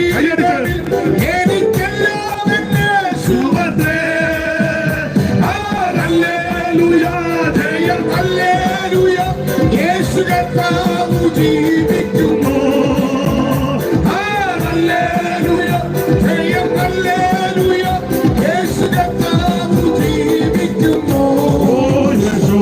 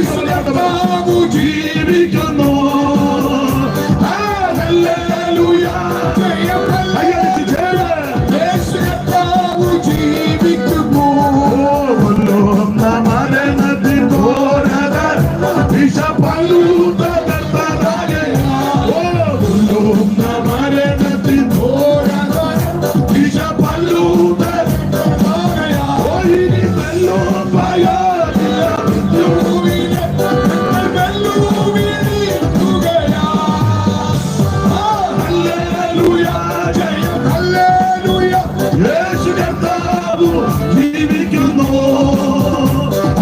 ഹല്ലേലൂയ. Oh Jesus. യേശു കർത്താവ് ജീവിക്കുന്നു. ആമേൻ. യേശു ക്രിസ്തു ഉയർത്തു ജീവിക്കുന്നു. ജീവിക്കുന്നു. ആമേൻ. യേശു ക്രിസ്തു ഉയർത്തു ജീവിക്കുന്നു. ലോകത്തിൽ ജീവിക്കുന്നു. ലോകത്തിൽ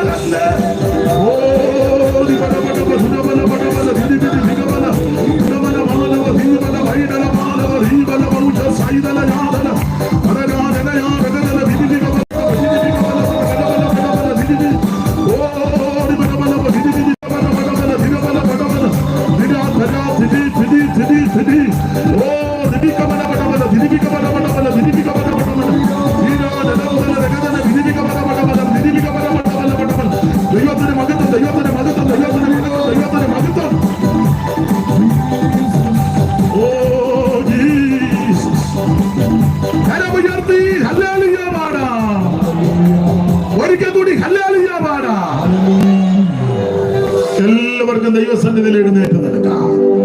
ആ കരങ്ങൾ ഉയർത്തി ദൈവത്തിന് മഹത്വം കരയറ്റിയാട്ടെ. ഇന്നും എന്നേക്കും വേർപിരിയാതെ ക്രിസ്തുവിൻ കൂടെ. കരമുയർത്തി. ഇന്നും എന്നേക്കും കരങ്ങൾ ഉയർത്തി. ഓ ക്രിസ്തുവിൻ കൂടെ